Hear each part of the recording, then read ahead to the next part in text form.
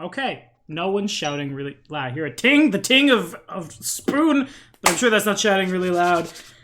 I don't have any Cradle of Filth lyrics. I don't have anything funny. This is the second session of my three monitor battle station, and I'm super happy about it.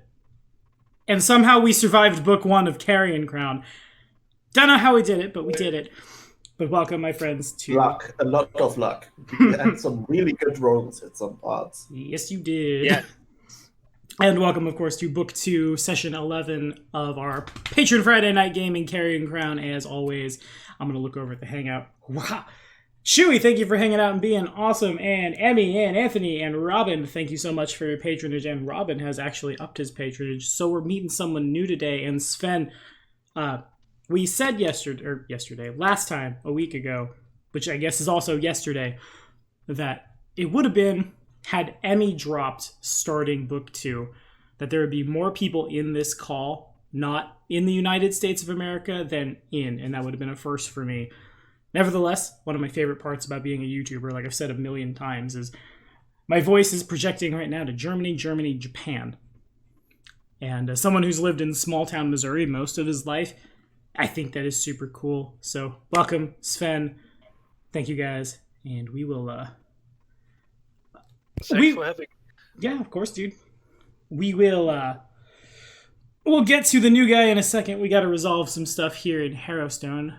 We haven't done it in a while because there's been a lot of brutal encounters and races against the clock and encounters against the clock. I guess I will also say that Emmy has seen fit to stay with us. Emmy, who is soon to become a mother, has found the way to make all of the money and the time and the responsibilities work. And as a lot of people know who watch these videos, I recently had like a giant reboot in my life, and that though I've only known her for a little while, Emmy, fun fact, is actually one of my oldest friends. And I'm very glad you were able to find the time and stick around and ruin my game with your luck shenanigans. But in-character reflections for hero points, and bam! The D4 says the first up, and if you guys could do the, I've been saying ABCs in 2nd edition, but your race, your class, and stuff. The first up is Big Blue. And if I didn't want to get copyright flagged, I'd go grab the F-Zero X song, just bam, burn out. But, of course, I mean, all Molden. Well, somehow we made it out of Harrowstone. We successfully navigated through all the trials and tribulations. Somehow we made it. I'm very shocked. I am not 100% sure how far this is going to go. But now we need to go to our next stage in our adventure and find out what's going on with these evil books that we now are in possession of. That's all I got for that, but I am a Oni tiefling. I am blue. I am an not investigator. Which one am I again? I am an inquisitor, monster tactician that uses most of his abilities to summon monsters. I'm sorry, I'm a little tired today. I don't remember anything else. No, that's totally fine. It being 10 a.m. in Japan right now. You're totally good. Letting freedom ring all over. Take that hero point, my friend. And next up, the D4 says, the man with many money. I knew what Geldern's name meant in English, but I've been playing Red Dead Redemption 2, which is an amazing bit of game also. And you rescue a German guy, and he says Geld. And I'm like, aha, I know what that word means. Because of... exactly. Next up is Geldern Dunkelschatten. All right. Let's start with the racial stuff and class first. I'm playing Geldern Dunkelschatten. I'm a fetchling, or how he prefers is Kayao, because fetchling is somewhat of a prerogative for his race. Sorcerer. My bloodline is Shadow, or more specific, the Umbral, which is like a sub-level of the Shadow bloodline. it's pretty much specializing in illusions and such things. The shadowy stuff from the plane of shadows. Half real, half not real illusions. Very fun stuff. And 2, the in-character reflection. It's over. I never actually expected for things to go this well. I'm actually got rid of all diseases, curses, poisons, and it's kind of amazing to myself. I almost brought off my life at some point, but we managed to pull through, and I'm feeling really good for it now. It's like the only thing that's left is confronting the people of the village and rid of our names of the current stain that we have. Nope. I don't know if Emmy had to suddenly use the bathroom or really doesn't want to deal with them. No, not dealing with them. She says from the bathroom. Shush. No, you're totally fine. I had some kimchi last night that's not sitting well with me today, so I might have to disappear for like 20 minutes. Thanks for sharing. Yeah, anytime. Got you. On live stream. I know we're not streaming. We'll stream when I get in my, what I'm calling my studio. It actually is my place, not Lucia's place, so I can have a DI into the router rather than my Wi-Fi dongle. Your Wi-Fi dongle? My Wi-Fi dongle! Anyway, we're getting off track. Robin, you got a hero point. Well done. You don't have to go again. Neither does Molden. Ah, man, this is the same thing happened to Joe in A House Divided. I really need to hear from Molden! Please! Okay, there we go.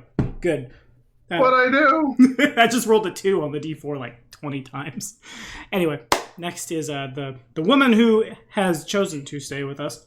Again, I am super happy about that. I don't have enough friends IRL to lose my internet friends. Well, I met Emmy IRL. She might as well be an IRL friend.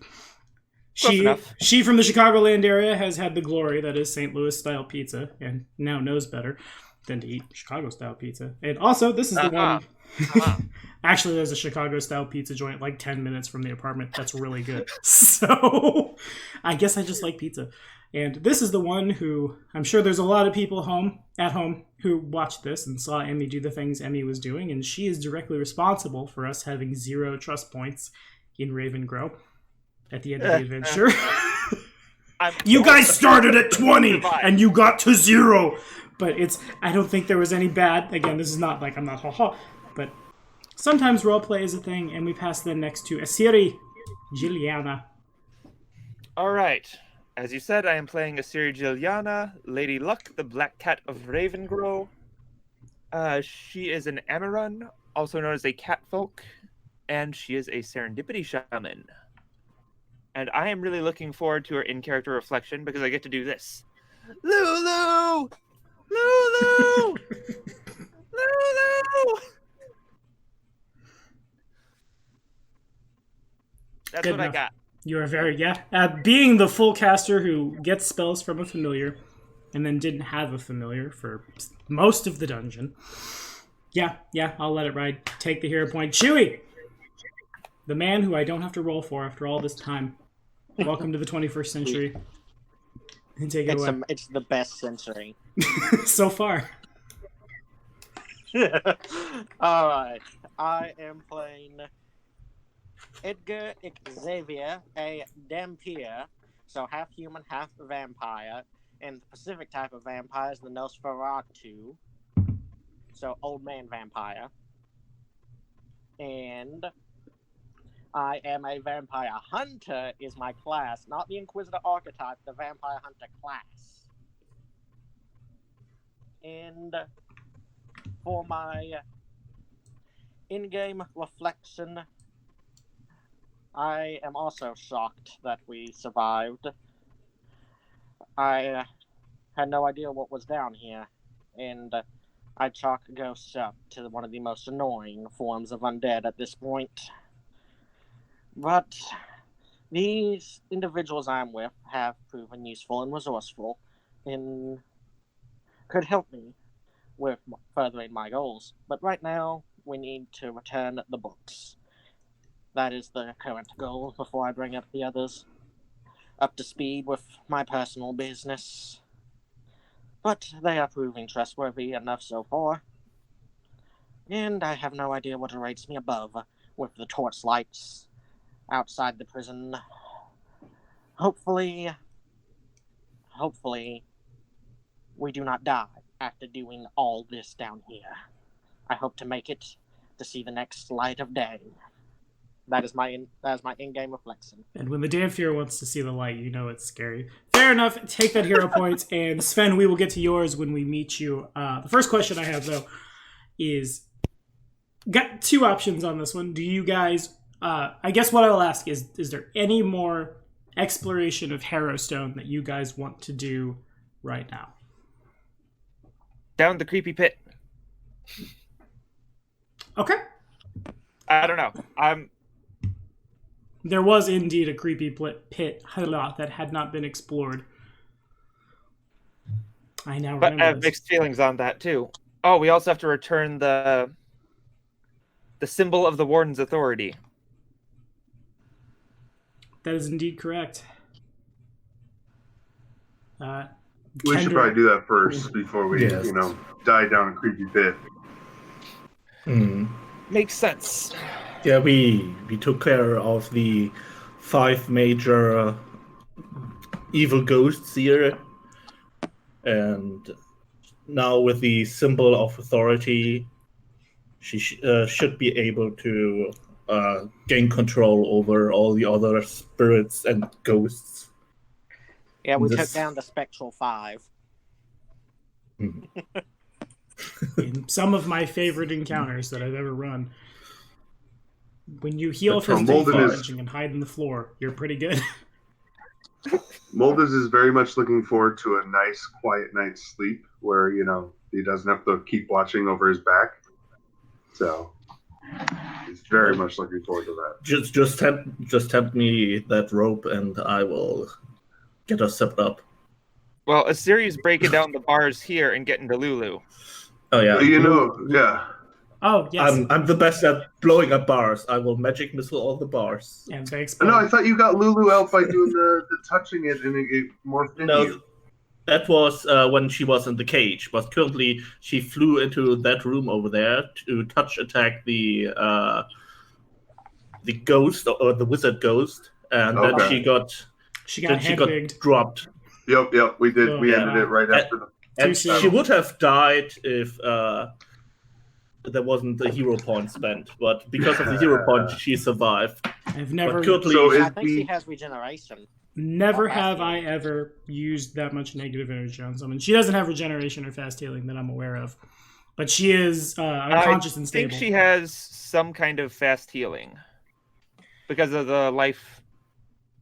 Well, you figure that out. Yeah, it's not hard for whether the strength-based characters yank the bars out or the magical lineage magic missile just pew pew pew pew pew pew pew pew pew, and then the bars explode. Either certainly can do it. Well, either way, Assyria is rushing in there, and she is going to cure serious wounds on Lulu. Okay, so Assyria goes to rush into the bars and then realizes she's still a large creature from being righteously mighted. Well, that means she can open the bars then, right? She could just get her tail, wrap it around it. In any case, Well, you I certainly mean, I can. can try. You got to be like the elephant in Resident Evil Outbreak File 2 and just get your trunk in there and start grabbing folks. Anyway, make it so. Well, I'm sure the mod alone. No, 6 is not enough. Yeah, go ahead and roll it. she's a cat. She can squeeze. Yeah. I now officially have a +1 to strength. Nice.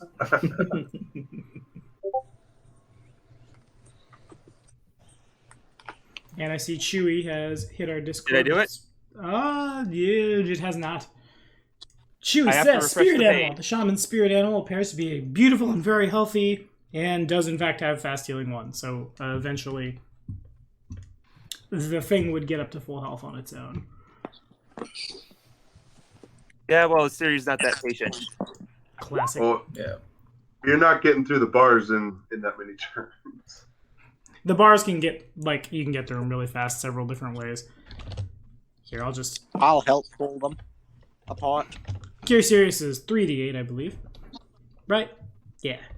So 24 hit points back to Lulu, and then that plus the fast healing the familiar has is more than enough. Her eyes pop open and she flops her wings and gets up and Lulu! Lulu! And of course, as she begins flying around the room and shouting her name over and over, Siri, who has a language with her, just, woo! Oh, why were you thinking, Lulu? You could have got me killed! Flies up into your face, begins flapping, just real aggressive, and then around the room again. I'm just getting a visual of her going around like a Pokemon, just saying her name over and over again, like I know. Pikachu, Pikachu, Pikachu, Pikachu. That, in fact, It's was like, the joke. Well, Lou sounds like who? Hoot hoot. You suddenly realize that poor Lulu only has one leg, and she's been hopping back and forth. What? And she's very round. I should have done that. Damn it, that would have been so good. Oh well, it is what it is. You live and learn, kids. So to Only get able out to of where you fear. guys are right now, this portcullis is still closed. Lulu. Siri could turn into a tiny cat and squeeze through. Lulu could squeeze through. Everybody else has to cycle around. I will assume that's what we want to do. Quick question: is there no crank wheel in that room over there? There's not. To open The guard room was over here. Oh, okay. Oh, makes sense. You don't want to have a mechanism to open a gate in the cells Yeah, promotion. where the prisoners are. Mm-hmm. Yeah, it's fair. Also have a quick question to you, Major Image. It doesn't list pretty much anything besides its duration. Does it mean that I don't need any spoken words or gestures or anything to cast it, so I can do it super sneakily? I will double check that. I've never jammed for an illusionist before, so I'm not sure. Major Image functions like Silent Image. Silent Image has a verbal, somatic, and focus component. Okay, because I just looked at the spells and it lists nothing except for duration, which is as long as you concentrate, and then three rounds after that. Yeah. It's one of those spells that functions like this, but does more. So it's Silent Image takes all 3, so that one takes all 3. Okay. This one also includes sound, smell, and thermal. Anyway, so Kendra is still a little shaken up after this whole ordeal, just kind of stuck to everybody. You guys know where... I can't think... Where Visoriana is. If you want to do that first, the pit that you've yet to explore is up here. We do. While you have rope trick, we do just have this rope that, will let us go. It's a real good rope. Samwise Gamgee level rope. That rope will be with you forever. Rope, become a ladder, or whatever it is. I think I told you guys exactly what the rope did earlier. Yeah, it's the actual, I think isn't it just rope trick, but on a rope? No, it's a rope of climbing. I will... Yeah. It becomes a ladder or something, or it just straightens and stiffens, so you can use it like a pole or whatever. Aren't you confusing rope trick and animate rope? Yeah, Because rope trick is hide somewhere. Yeah, it's okay. like creating a dimension on top of the rope, which you can climb into and rest. It's like a baby magnificent dimension. Okay. Oh, I didn't know that. Mm-hmm. It's real good. Yeah, that's what I picked up. I rope see. trick. That's why I was asking if we had a rope. So whenever we are resting, I will take hold of that magic rope to give us somewhere to rest. So the rope of climbing is a 60-foot long rope, strong enough to support 3,000 pounds. Upon command, the rope snakes forward, upward, downward, or in any other direction at 10 feet per round. It's 60 foot long. Attaching itself securely wherever its owner desires, it can unfasten and return in the same manner. It can be commanded to knot or unknot itself, which causes large knots to appear along 1 foot to turn it into a DC 5 climb check, basically. Yep. I like this rope. It's very good. I'm keeping this rope. one We are of my- keeping this rope. One of my Yeah, favoriteest totally are. items. Okay, so if Visoriana is first, if that's party consensus, you guys make your way up there, and the angry mob is still outside. You can hear them, burn them, kill the freaks, all over the place, and the torchlight is shining in everywhere. You approach. Well, we can try to scare him away. Just go and go, boo, I'm a ghost. I did increase my intimidation. Yeah, We'll put I have really we'll put a good bed on top of intimidation. you. I have really good base intimidation. I yeah, only invested 1 point, but I'm already at +9, so that's pretty good. seems good. So you guys head up and you hand off the badge to Visoriana, and she can't really like pick it up, but she reaches out her hand, and her hand goes into the badge, and there's kind of a shimmer in her ghostly form as a badge appears like on her shirt as like a psychic reflection of the badge appears on her, and she nods once. Thank you. I think Now this will don't turn do." evil. And she closes Yeah, her I'm- eyes. Sorry. She closes her eyes and fades away. As she does so, the badge that you brought up to her, which remains on the ground, begins to glow with a faint, like, bluish light. Awesome. All right. I'm not sure if we should leave that lying around on the floor, or if we should try to hide that somewhere here so no fool can pick it up and make everything bad again. Definitely put it somewhere small, I think. Is there a book? Is there a closet or shelf or something? Wasn't Door? there that like little tiny what- crevice that we found all the evil items in? There are several That's places not in a bad idea. Harrowstone where you could hide this thing, yeah. Yeah, let's hide it where the cursed items used to be. I think that's good, because that's actually somewhere where someone has to look real hard to find. There was also the secret passage down at the bottom. Both are fine. Yeah, but those have pretty huge doors. True. Even if they're hard to find, it's still like, I mean, there are whole corridors to go through. I would like to detect evil on the cursed items. None of them ping. Just making sure. Sorry, I'm paranoid. Awesome. Paranoia is a very good thing to have in TTRPGs. With the 5 spirits of Harrowstone being sent away forever, all of them appear to be just exactly what they were before. Sweet. Who Oh. wants this magic spellbook that I don't know what it does? It doesn't do anything special now, but it has a lot of spells in it. Yeah, I think currently Geldon was holding on to that because he was the only one who actually dared to look into it. Yeah. I do want to go grab that hammer, though, or if we didn't grab that hammer before. I think we threw it in the basement. Okay, sure. A masterwork something, light yeah. hammer it is. Yeah. Yeah. Who has the magic +1 axe? I don't think anybody was using it, actually. Yeah, Party loot. I think Chewie was carrying it.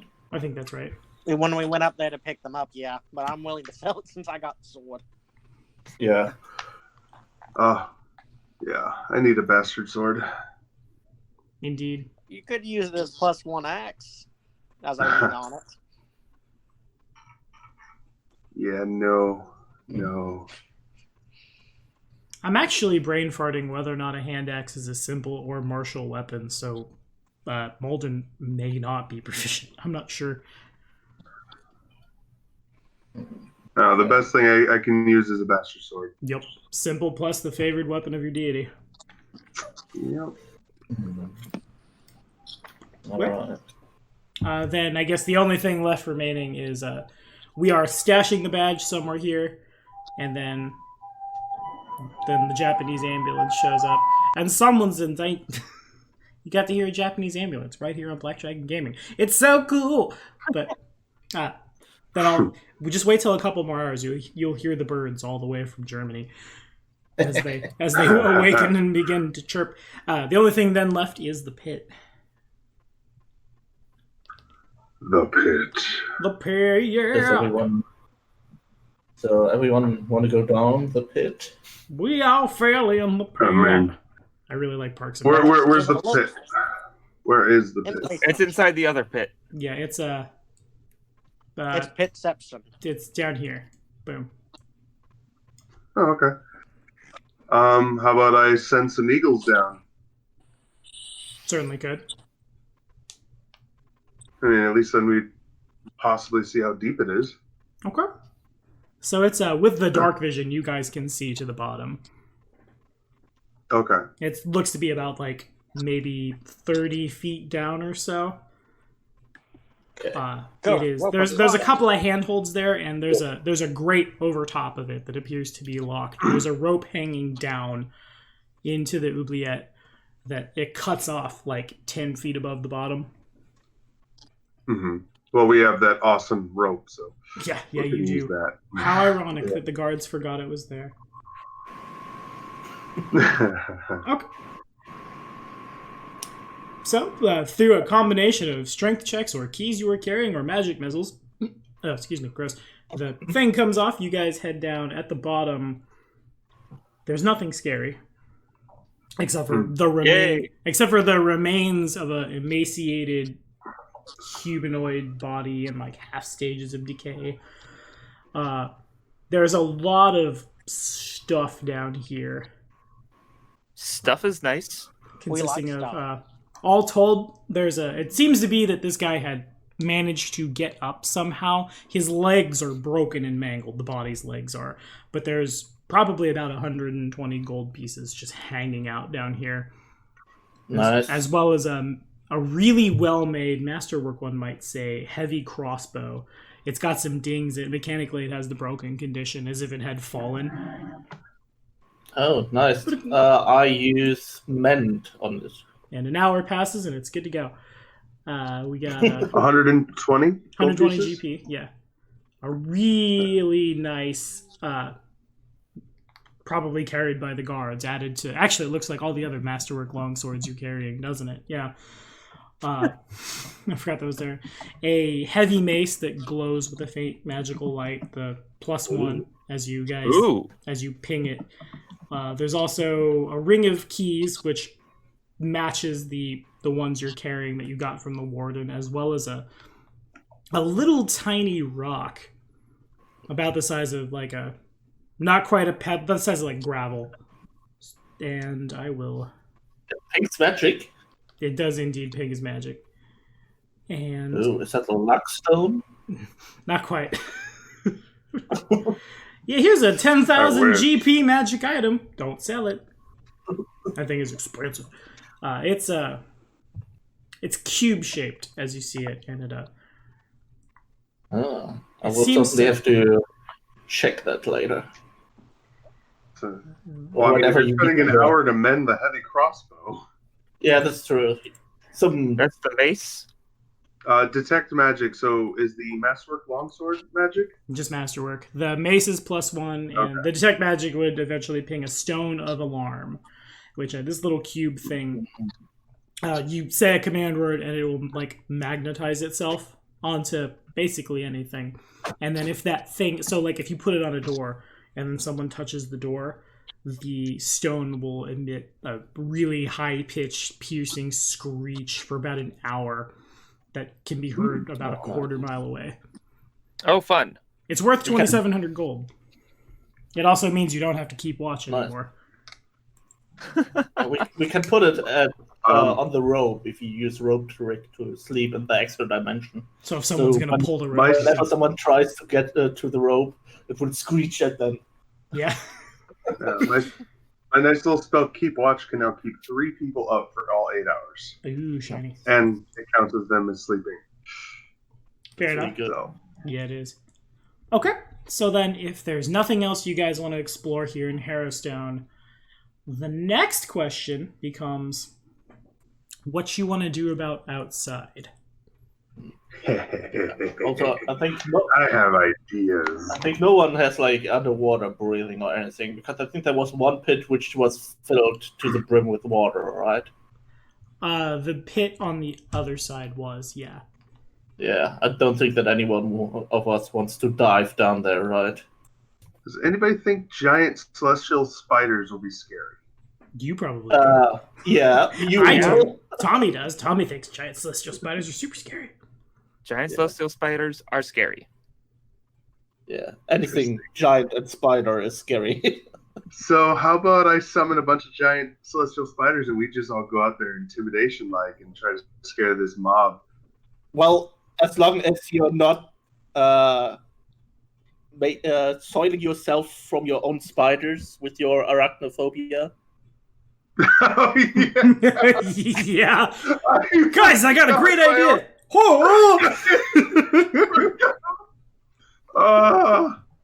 Okay, how about giant frogs? Okay. It would have been so hilarious if Molden summoned a bunch of spiders only to remember that he is very, very afraid of spiders. Suddenly remembers drawback. Yeah. I'm so used to not being afraid of spiders. It has been a few sessions since we've been worried about spiders. So nobody feels like going swimming today? No. I mean, I would love to in Definitely real not life. the cat. Yeah. Okay. I'd love to go swimming in real life. Okay, fair enough. Then all of the scary encounters / potential rewards at the bottom of the flooded oubliette shall remain. We head up to the top. We got dimorphodons. How about that? I'm not sure what that is. I mean, I know it's dinosaur, but They're little. I mean, they're not little. They're medium sized, but they got sharp teeth, tails. They fly. They're kind of like they. I don't know. I can't describe them really because they're just dinosaurs. makes sense. So really quickly, Dinosaurs are awesome. They're little bird-like creatures. I hear you. So as you guys Little, go, but not little. as you guys go upstairs, Kendra, who made a perception check and passed it, she will say has been standing at the pool. Like, you guys went into that pit and she went back, and as you guys go upstairs for the last time, she turns back and just, everyone, I think there's something down there. You can see her, like, she concentrates for a while. There's something magic down there. All right. Oh. I'm good at swimming. All right. I could send an octopus, but okay. You can go ahead and swim down if you want, but I'd rather just send an octopus down. Oh. Yeah, Summon an octopus? You gotta love that I summoner can utility. summon a lot of stuff, yeah. I'm a summoner. Send the octopodes down there. Yeah. Okay. All right. And so it was. Down goes the octopus. The octopus bobs back up to the surface and sets on, like, in front of Kendra, where she is on the board right now, three things. The first one is, obviously both of these are pretty magical in nature. They seem to be part of, like, a set. A glowing, like, sting blue longsword. Ooh. Followed by a dagger that seems to match it, as if they were made as part of a set. They are glowing the same color. The dagger just kind of looks like a smaller version of the longsword, except the dagger is clearly made of something very silvery. The octopus also has a ring around one of its tentacles, and it has to, like, pry it off, and the little ring down. All right. Ooh, a ring. Let's Is the theory like still hunchback? Yes, for now. Sorry, you Okay. told me you were leaving, so you have to be permanently baleful polymorphed. Ha ha ha. Ha ha ha. I'm mean, but I'm not that mean.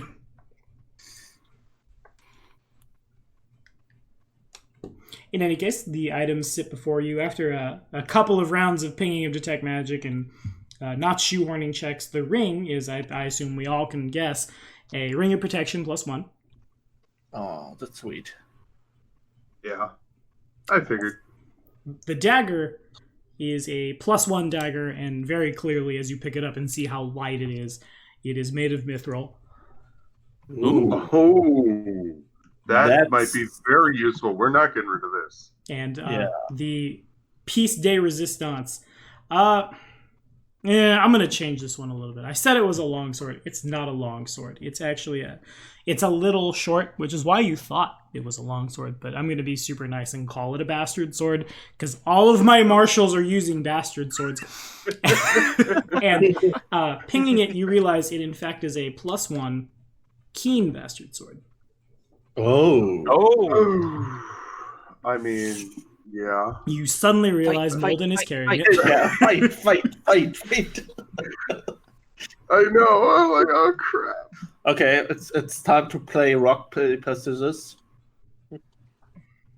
Actually, I was gonna do the level 4 boons when you guys got out here, and they were kind of hinging on Asiri leaving and becoming somebody's familiar. But rather than that, I think what I'm gonna do is when this bastard sword comes up, you guys all see it, and Shui, in your mind's ear, you master, what a fine blade. And you guys see this. How best? I guess the best way to describe it, I'll say, is what pride looks like in Full Metal Alchemist Brotherhood. Right? We all on the same page. That massive like eyes and shadow. Mhm. Or Hermaeus Mora from the Elder Scrolls also works. Manifests on Edgar's palm and like oozes up and out. Edgar, it's excruciatingly painful, and everyone sees this. You can see the What? pain on my face. Okay, I'm worried.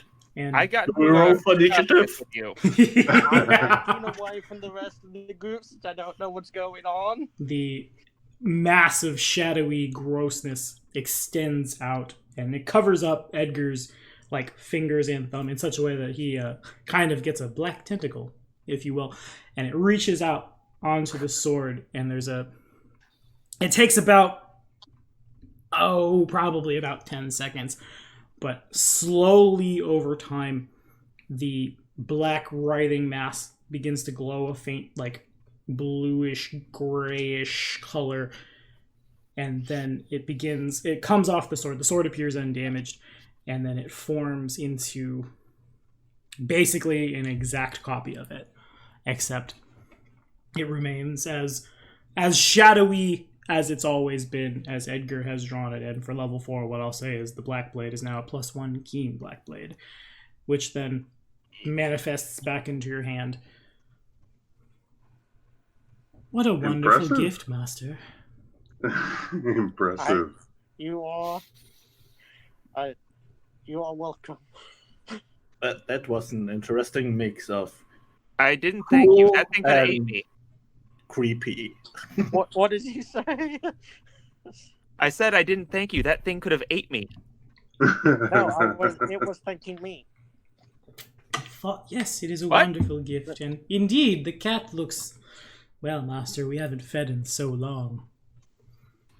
And The without first Edgar's person I tried to consent, Edgar's sword hand, it doesn't draw, but like Edgar's sword hand snaps in the direction of Asiri, and like it kind of manifests like up to hilt and a little bit of like broken Bigoron sword from Ocarina of Time, I'll say like half in before Edgar is able to either get control of himself and not kill Asiri or do some PvP. But I'm gonna say get control of himself and pull the sword back in.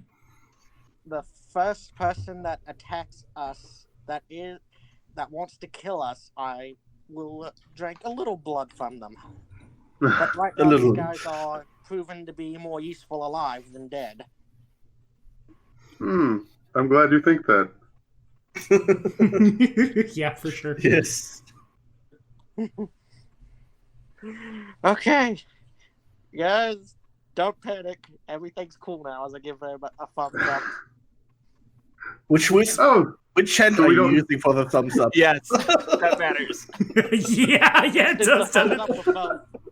It's a thumbs up with both hands. A double thumbs up. I'm so glad we don't have to fight to the death for this bastard sword now. Aren't we all? Okay. Yeah. Yeah, Kendra is just kind of like backed into the wall at this point, and then it calms down. Kendra, What? calm down. What is that? She tries to detect magic on it, and she rolls and can't figure it out. The priest that lives up there identified a little bit above it, but couldn't really. It's a black blade and a carbuncle. I see. Together. Fortunately for you, I can just hear him now. Something about enough positive energy in his little finger to set you on fire. I'm really getting this role playing. That sounds familiar. Got enough positive energy in my little finger to set you on fire, boy. Charisma. Okay, anyway, but we digress. I looked at the loot real quick, and the +1 keen weapon, yeah, we ain't leaving that behind. You guys deserve it. Okay, what do you want to do about the mob, team? Well, I now have major image. When we want to intimidate them, we can make it spectacular. Okay. Sweet. We can even do even more. All right. Because I was like, I think intimidation's our best bet. But I mean, we could also try to just sneak out. But I mean, I think this place is surrounded by a big old wall. Yeah. And Also, a lot of people. As you look around, it's like most of the population of Ravengrow is out there. Probably like, as you go looking around, you see all of Harrowstone is surrounded by angry mobs with torches and pitchforks and things. You do find, God, why can't I ever remember his name? For a hero point, the name of the guy who's a jerk. God. Starts with a G. Starts with the G. Starts Geldern! no. It wasn't me. Not Geldern. It was like Biff. Gleb or Glenn or something. Biff. Biff. There we go. His name is Biff. Everybody knows. I don't remember anymore. Well, him. And We haven't talked about him in like months. It's been some sketchy times, but he's out there at the front of the crowd, and he's very clearly wearing Edgar's old chainmail. He also has a series signal. If you also don't react, series signal. Gibbs! His name is Gibbs! Ha! Gibbs is Gibbs. out there. Gibbs. There it is. Gibbs. He's using your old sickle, Siri. Yeah, and your old armor. Ah. Don't overreact. I can actually take off my mask. Yeah. Don't overreact.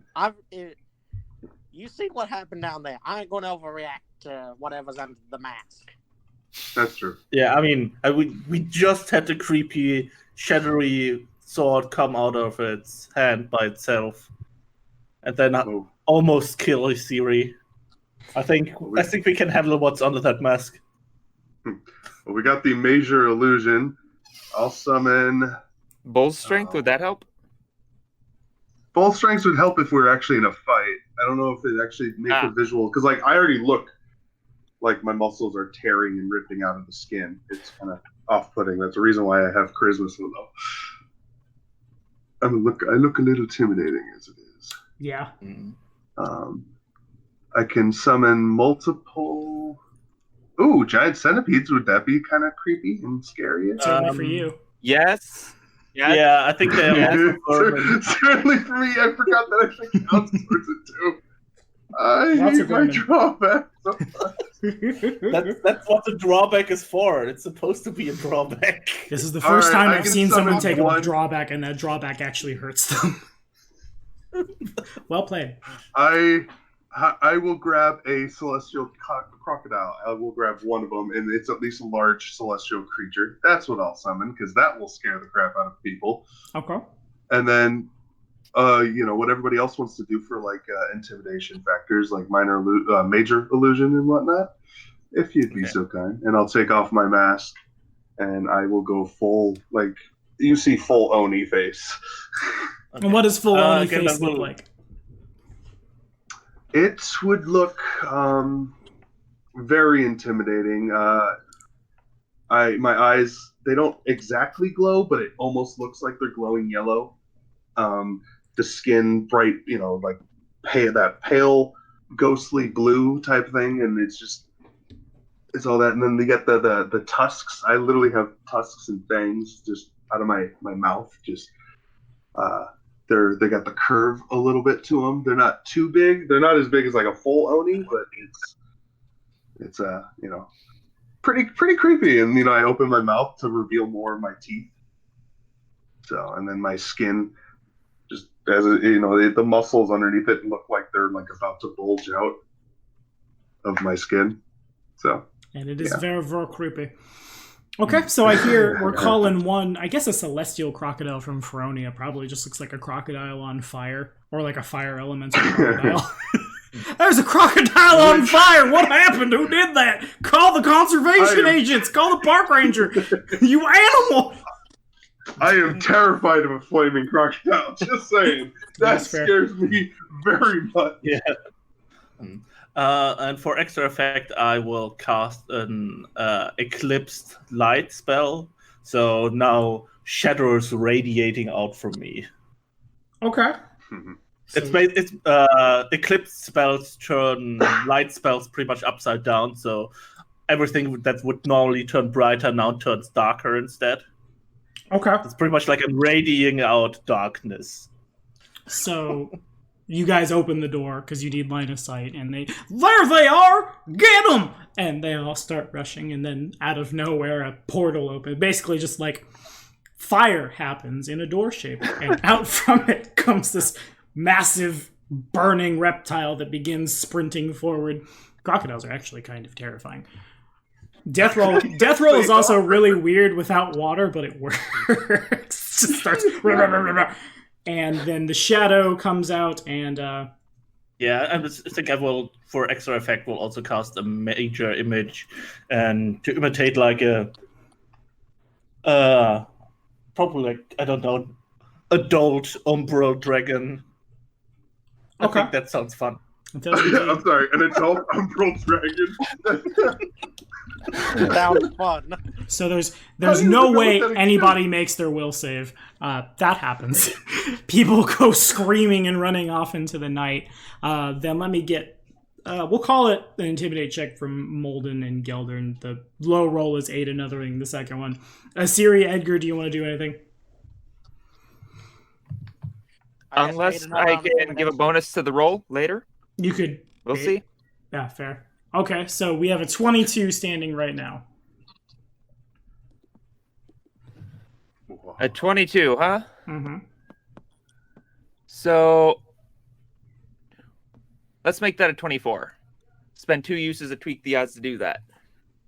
Okay. So can you do that? You'd be doing it on Molden's roll. Chewy's another successful. 22, all 24, right. Wait, what about 26. I'm so happy you can roll for yourself. That makes me so unreasonably happy. Okay. So then as I guess we can do the rest of the boons now. As Molden makes this crocodile come out, the crocodile, as it comes running, it definitely, like, it's clearly in the form of a crocodile. It is a flat, spiny, on fire reptile with the little like squat legs, and it moves forward, but it also like it turns back and it looks at Molden. As that happens, it's awkward on a crocodile given the facial like setup, but betwixt its two sideways pointing eyes, a third eye, very Oni like, opens. As that happens, Molden also gets like an excruciating headache. As you guys see, there's kind of like a crease under his horn, and it opens as Molden's third eye pops open. And then Molden, as this happens, you always feel a connection with the creatures you call, but now it's like an extension of you. You chose an evolution point for yourself at the end of your intro. It is now applied to everything you summon. Oh. Natural armor? Yes, they all get that. Nice. Robin's is going to seem the meanest, but Robin is also playing a class that is swinging at things that will have a lot of time. A big racial buff to what he's doing. Robin, as you make this, you call forth the image of an umbral dragon, and it bursts out, and as it does so, its tail contacts the wall, and the wall of Harrowstone, and a little bit of it gives way. Which, of course, shouldn't happen. That thing is not real. But it bursts forward, and well and truly, that's why people start running, is it's very probably true that this thing's not just a illusory thing, and this might be really bad for you. You'll know better than I. I've been messaging my people, learning some 3.5 stuff. Robin, I don't normally bring 3.5 stuff into my games, but you, once you qualify, may prestige into the Shadowcraft Mage if you would like. Ah, yes. I totally would And ask for that. no, the illusions will never get more than 100% real. I'm gonna say that you do not get 120% real things. That's too real! And everyone's just, their heads blow up as they try to contemplate what Too many happened. dimensions. Too many! The fifth dimensions! Nevertheless, the Intimidate's not... we've been swinging at 30s this whole time, so a lot of people run off, but there's still probably like 400 people who begin torch and pitchforking in the direction of the five of you. And then, kind of just out of nowhere, everything stops. They stop mid-run. The crocodile stops mid, I'm on fire sprint. I keep doing this at my webcam, but that's what a crocodile does when it ends. And manifesting before you guys is a dark-robed, about the size of, probably about like a foot taller than Molden, probably about 8 foot tall, manifesting at the bottom of the stairs. It appears to be just a black-robed figure, but there's enough dark vision in the party that you can see where his face should be in the robes, as if you were looking up at the night sky and you were watching or like go to a planetarium, a diorama of the night sky moving really, really fast. Stars and galaxies and planets dance all around him. The same is true for like where an arm should be, where his legs should be. He regards the five of you and, well played. We didn't even have to lift, turns around, much of a finger. You look back and realize Kendra is also frozen.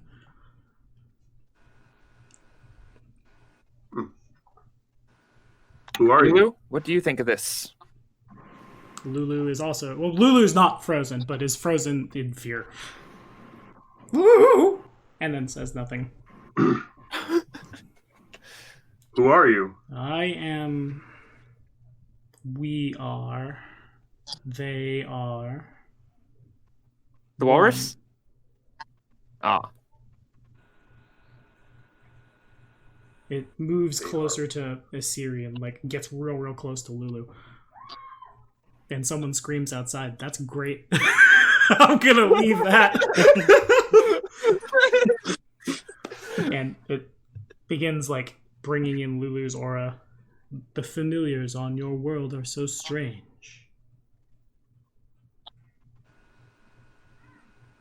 It turns to regard the rest of you. What it is behind a knowledge, the planes check. Religion could also work. The planes are religion. Oh, okay. As long as I can do religion, that helps out a lot. Oh, I think I actually have a racial bonus to knowledge planes. That is a religion. Okay. So then the highest one is a 22, 24, 26. Yep. So you guys aren't quite able to, like, you put your heads together and you begin talking to yourselves. And you can't quite put your finger on exactly what, but the notion of it seeming to be made of space would seem to indicate it is one of the ranks of outsiders known as an eon. The eons are creatures beyond passion, beyond mercy, beyond reason, just basically like rumored to be the faceless caretakers of reality. If something goes wrong and shouldn't go that way, or would have the ripple in the pond would then have a butterfly effect hurricane thing, the eons show up to fix it. They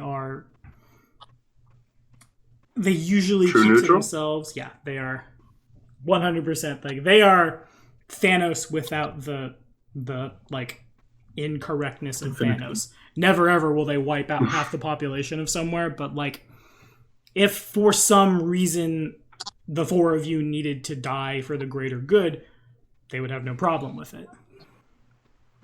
It regards the four of you. Well,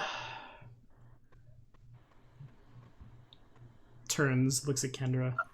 She should not be here. And why not? Many things beyond your reasoning.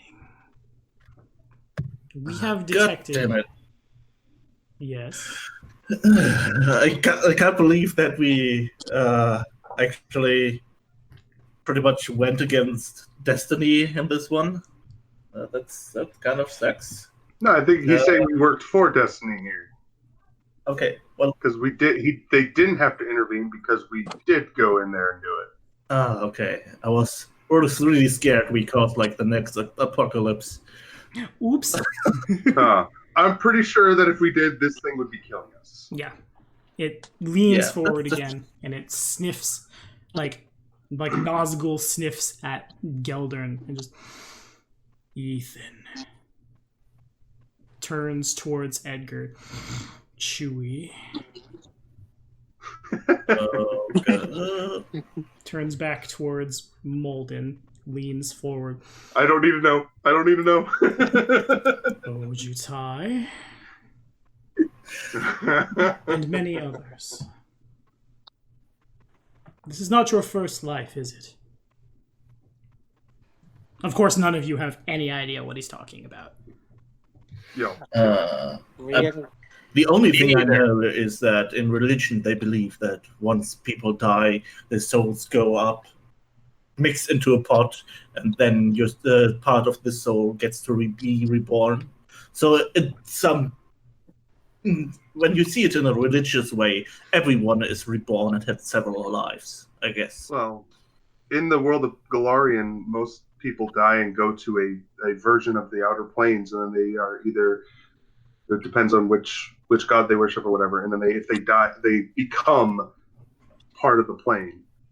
Yeah. Like devils, if you go to hell, you end up becoming a devil. If you go to the abyss, you become a demon. Over the course of like tens of thousands of years. Exactly, but your soul doesn't get reborn usually. You're there and tortured and until you become part of it. To have the idea of reincarnation, is that a thing I could do? You guys all know reincarnation is a thing. It's usually practiced by those who venerate nature, and truly those that do more often than not will not join the cycle of souls. Rather, like the druids, like druidism at large on Galarian, the Green Faith believes that when they die, they might be reborn as like a pure manifestation of fire, or a apex predator, or a tree. One of those things sounds a lot lamer than the others, but whatever. But hey, look at the talking plant. The talking plant! Well, it depends. If you become like an elder treant or something, that's still pretty neat. Yeah, I just remember playing an orc hunter for a long time who was very afraid of being reincarnated as a tree. It was his deep down worst fear because he didn't want to be marked on. I miss Necros a lot. Anyway, the Eon leans forward and it is not, as it seems to be able to understand everything you're saying, it is not, no. Different lives, different times, he stretches his arms, different realities. Suffice to say, mortals, we have detected several anomalies. You have witnessed the results of a Japanese ambulance. The results of powerful magic. It has caused the universe to fall out of balance. We are here to right this. Well, that doesn't sound good at all. It shakes its head now. What does it mean for us, though? We will take you. You travel to the city of Lepidstadt. We will take you there.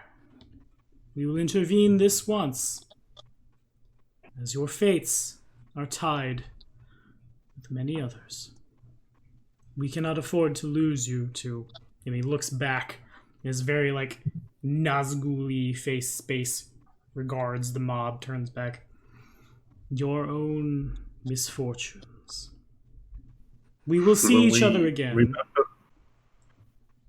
Do you remember any of this? He nods.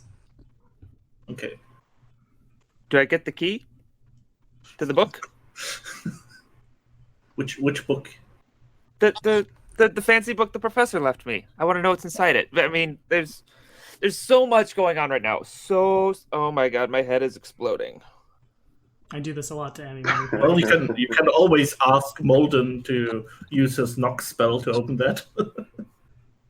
Oh, Yeah. We shall be I knew back. We shall ensure that mistakes are not made. We will call upon you again. And everybody feels kind of like the sensation is like a massive popping of every bone in your body, shall we say. Everything feels awkwardly out of place. Then the 5 of you, including Kendra, who seems no worse for wear, not to understand anything. There's a pop. And it's the middle of the day outside the big city of Lepidstadt. Kendra looks to the 4 of you and just, well, that was a harrowing journey, wasn't it? I didn't think we'd outrun those cultists, and oh my. Oh, I've never seen that many vampires spawn in one place at one time. Yes, we all know exactly what you're talking about. Yes. Yes. We have not gone crazy and forgot everything that just happened. And especially when I decapitated that vampire. Oh, why, yes, it was such a magnificent bit of glory, Edgar. And Geldern, I've never seen anyone use a chair at a bar the way you have. Yes. It's a thing that I learned from my father or something. Kendra? Yes. Come here. Okay. And she does so.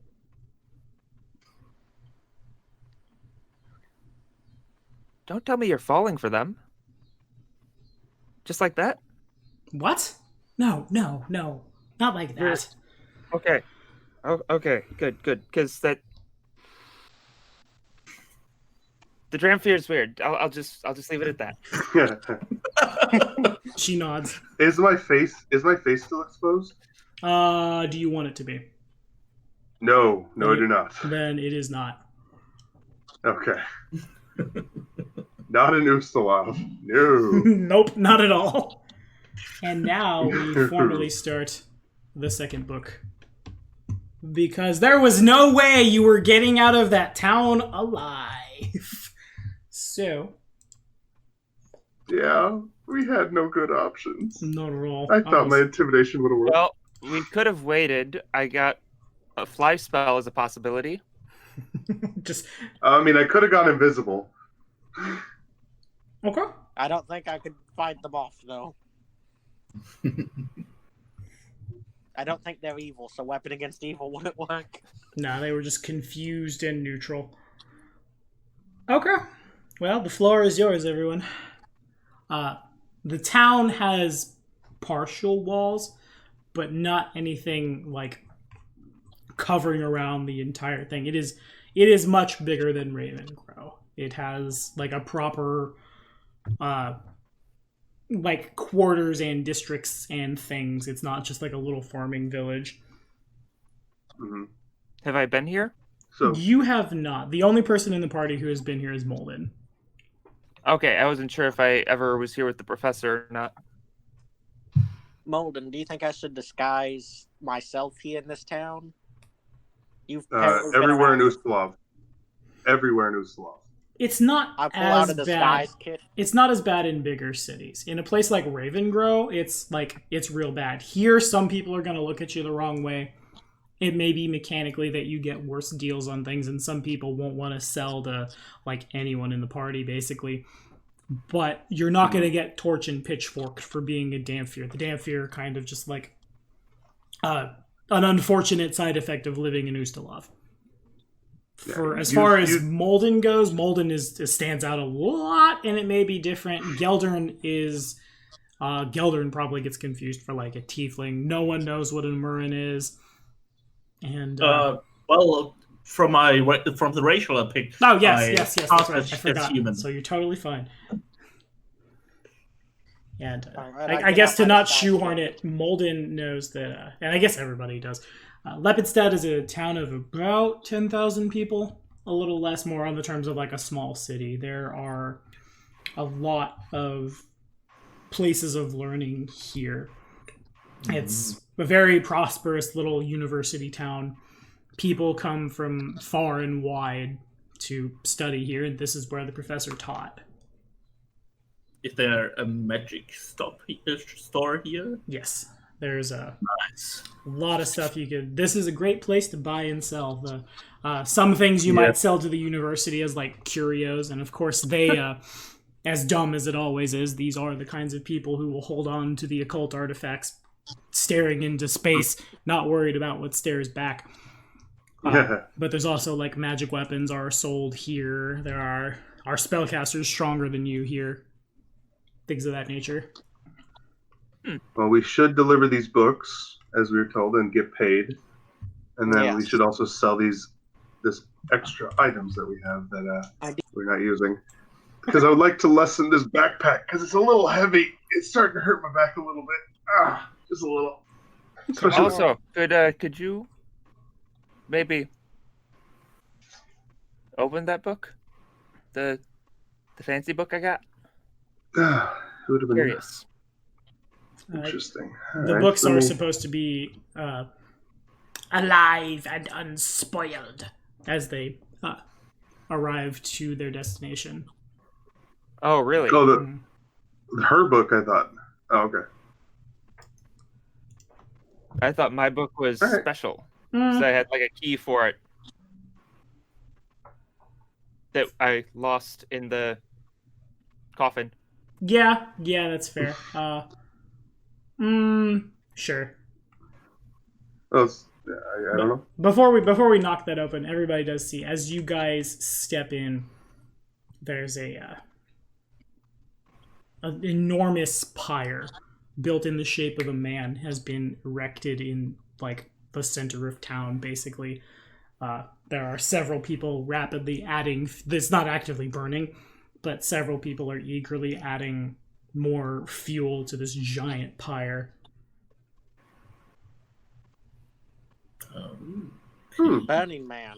Yeah. Sounds like a party. I will probably speak to one of the people walking around here at Athens. Good day, sir, or madam, whatever I managed to stop. Can you tell me what's going on over there? Over there? Why, of course, that's our famous. I want to call it the Burning Man, but no, that's not right. It's Burning Man. He came in time for a burn, and they pass you some LSD. No, that's the. It's gonna be one of those nights. Gothic horror. Let's have a fun time. That's the Punishing Man. It's about time for the beast to get its due. And there are several people walking around, and they all nod enthusiastically. Oh, so it's like a big festival. I see. Exactly. We're all going to celebrate. At last, they finally caught that damned creature. And it won't be long now. We'll have a trial. Of course, we don't need to have the trial, because we all know that thing is guilty. And then, makes a thumbs up, turns it, and makes the... Y'all must be here in time for the celebration. Yeah, totally. Can we see the creature before? Is there a place to see where it is? Well, that ain't up to me. That'd be up to the guards, huh? Yeah, but who doesn't want to see this horrible beast, to see what atrocities it might have done? Well, unfortunately, we're not letting anybody close to them right now. What with that time I threw a tomato at it and I kind of ruined it for everybody. But that's ain't nobody gonna go see the beast until... It's your fault. It is my fault specifically, yes. I see. I can understand your excitement, but I guess it was a spur of the moment decision, so I can't blame you too much. But of course, that's kind of sad. Oh no.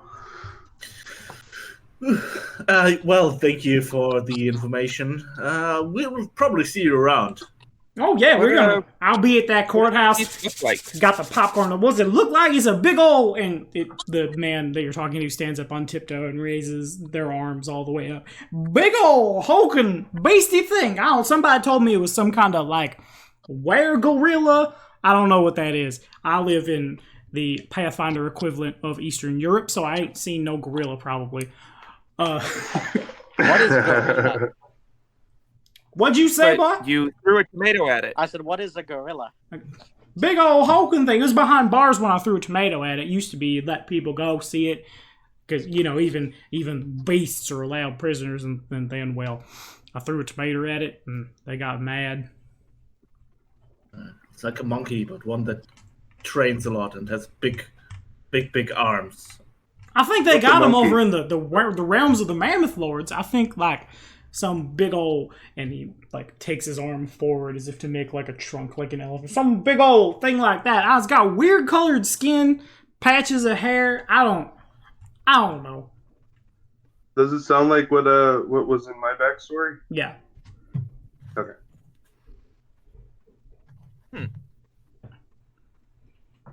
Oh, does it mean you have any more information for us? Not in front of this man. Okay. That makes sense. Is there a inn you'd recommend for people coming through? Oh yeah, that's a good point. Oh, there's plenty of inns here in Lippidstat. Stay wherever you want. Well, with Can I stay right here? You can't just on the ground. I mean, I ain't gonna stop you. We got plenty of vagrants. Can you recommend us like a decent one, like not the fanciest, but also not like the poor man's one, like a good medium level inn to stay at? A middle class inn. Yes.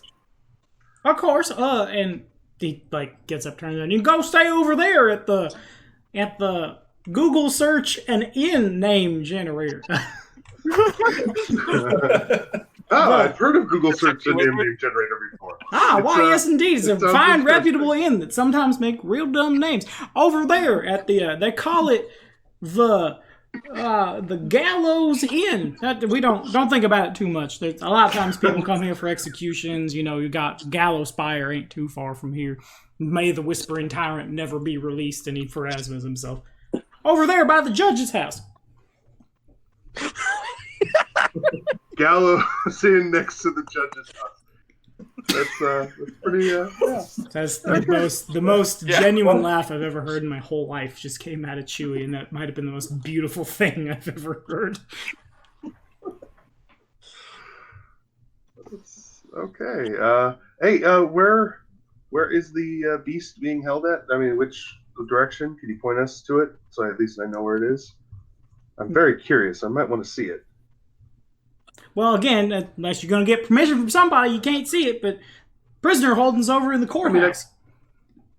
I mean, I got to go ask them, right? I mean, if I don't go to where the prisoner is, I can't ask them for permission. So that's where I'm going to go ask. I would sooner ask, like, one of the judges or a magistrate or something like that. The guards themselves don't have permission, and I tried to go back and say please real nice. I bought a potion, and when I drank it, I tell you, and the man has boils all over his face and is exceedingly gross looking. His teeth have all, like, fallen out. Maybe look about as pretty as... Points at Gelder.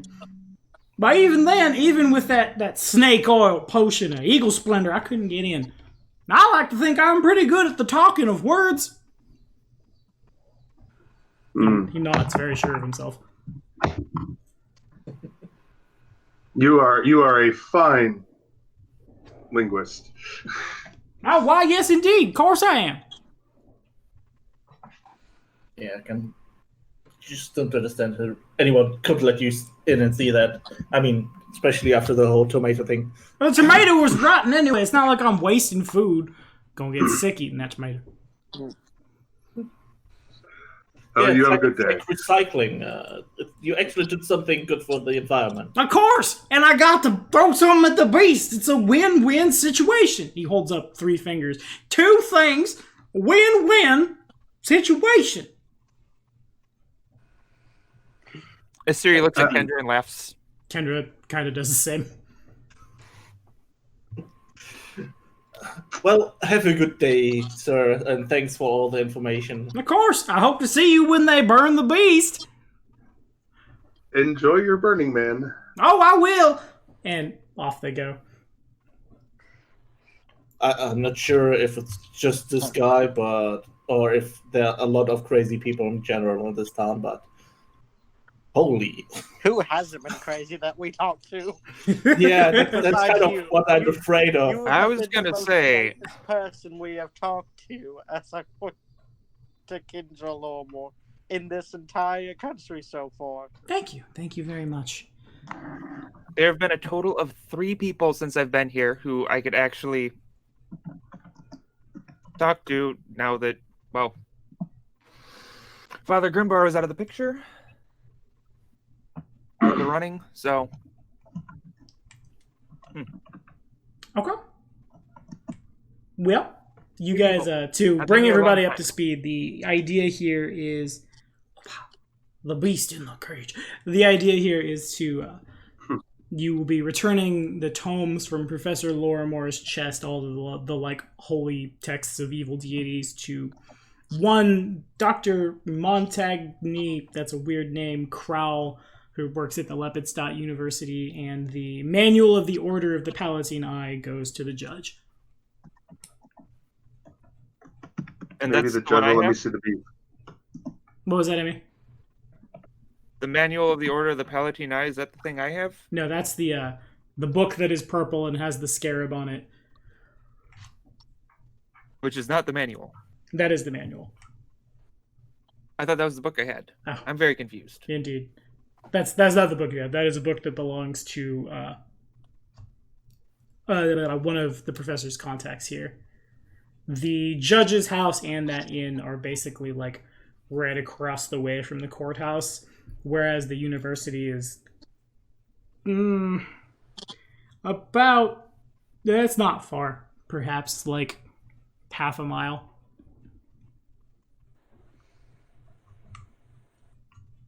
Where to, gang? Well, the inn is Like- literally next to the judge's house. Okay. We can check into the inn next to the judge. Yeah, I think we should probably first take an in, drop our stuff off, because we have a lot of stuff. I think we're carrying like several sets of armor with us currently. Yeah. Masterwork sets of armor. Yeah, And- so- and a Did bunch anyone of claim that mace? longsword. I want that mace. That's a And nice yeah, mace. we never divvied up like the Ring of Protection and the Mithril +1 dagger. And the heavy mace. Mhm. But I think somebody might be using the dagger soon, as soon as we meet the person. Yeah. Also, Yeah. also Mithril dagger is pretty nice, in general, because the hardness can help us break a lot of stuff. No, that'd be adamantine. Mithril is the one that's really Yeah. light and counts as silver Oh, for the purposes just of the Yeah, blood. it counts as silver, which is the important What's part. Adamantine. the hardness like of Mithril? Oh, the hardness of mithril is higher. Yeah, I thought you were talking about the ability to break hardness with like adamantine. Oh no, I was just generally speaking about the hardness, because it should be better than like normal steel weapons, right? Yeah, it should be Yes, but slightly. It's like slightly. It's harder than dragon scales. I believe Bilbo said so long ago in 2001. and light. It's lighter than steel, but it's just like a little bit stronger. Dragon scales. Oh my god, Right? you did that voice so well. Thank you. Well, in any case, you guys head over to the inn, and the inn is very lively. There are a lot of people who have clearly like come in from the countryside to watch a public execution of this poor creature. There are several little mini Burning Man pyres built up that are like lit up on tables like candles. People are super happy about it. As you walk in, in the corner, very Aragorn-ish. I mean, I need to watch Lord of the Rings. That's where we've gone today. There's an old human woman. She's so old that she almost, like, as you see her, you'd almost mistake her for like a ghoul. Her face is very lined and stretched. Her cheeks are incredibly sallow. Her hair is tied back in like an enormous, like, she has a lot of hair, and then she's tried to bun it in such a way that it basically is just like a giant bob on top of her head. She wears a thick black cloak, and she looks up as the 5 of you walk in. Well, it hasn't been 30 days yet, but my contacts have informed me you have arrived. And you hear this in your mind's ear as you look up and you see she's pointing at you with one hand and the other hand grasps a wand. Is that message or a higher level spell? Something higher level, something on the order of like telepathy, in such a way that all of you can hear it. Can we respond with telepathy? So I try speaking in my mind. Hello. I forget, but we'll say you can. And she like, So, hello, that was work. I kind of just wanted to sit there and like I'm staring around into space and just literally you just see Molden just sit there going hello in his head over and over again. It's like, can you hear me? Can you hear me? Hello. can you hear me now? Hello. Test. Yes, you fools, I can hear you. Please come. And she like at this point she stands up and she's like 3 fingers beckoning you over. Which contact are you? Who are you? My name is Judge Embrith Dermede, and I don't have all day, please. Yeah, I walk over, and at the same time, I also signal for the barkeeper to bring over some drinks. And so they do. Because you can't have a good talk without having drinks. It's already. Cannot. Maybe I should have I'll a do Bloody water. Mary. What was that, Jerry? I said maybe I should have a Bloody Mary. Ha! So you guys all come over and you sit down around this table, and she kind of looks up and... Well, I'm sorry we had to meet this way. You have something that belongs to me, I believe. I look into our bag, which is like filled with things to the brim. It's like, which one thing in particular? You have a tome. Ah, yes. Palatine Eye? Molden, you have like 1 million tomes in your backpack. Could you? The first thing I would like to do is sense motive to make sure that this is at least the rightish person. Sure, yeah, go for it. Okay, so yeah, it's definitely her. She's not an illusion, and she's a important enough figure in town that you would be able to know her by sight since you've been here. What you can tell is, despite the grim, stern demeanor she's trying to put forth, she clearly hasn't slept well in the past few days, as if like the professor's death has been weighing on her. All right, that's good. Then I grab the book and give it to her. Or whoever has the book. I don't know who has the book anymore. She takes the book and she like Batmans her cloak around, and there's clearly some kind of like magical bag thing there, and she jams it down in. Thank you. If you will actually, there he is now. And she grabs that wand and points again. Dr. Crowell, please, they're here. And he comes over and, why, yes, you have my tomes for me, yes. And he like begins putting his hands and rubbing them together, clearly very excited to get his hands on these things. Crowell. Good. Good. Wonderful. And he takes all of them very greedily and sits down as well. Whoa. You gotta open this one. It's locked.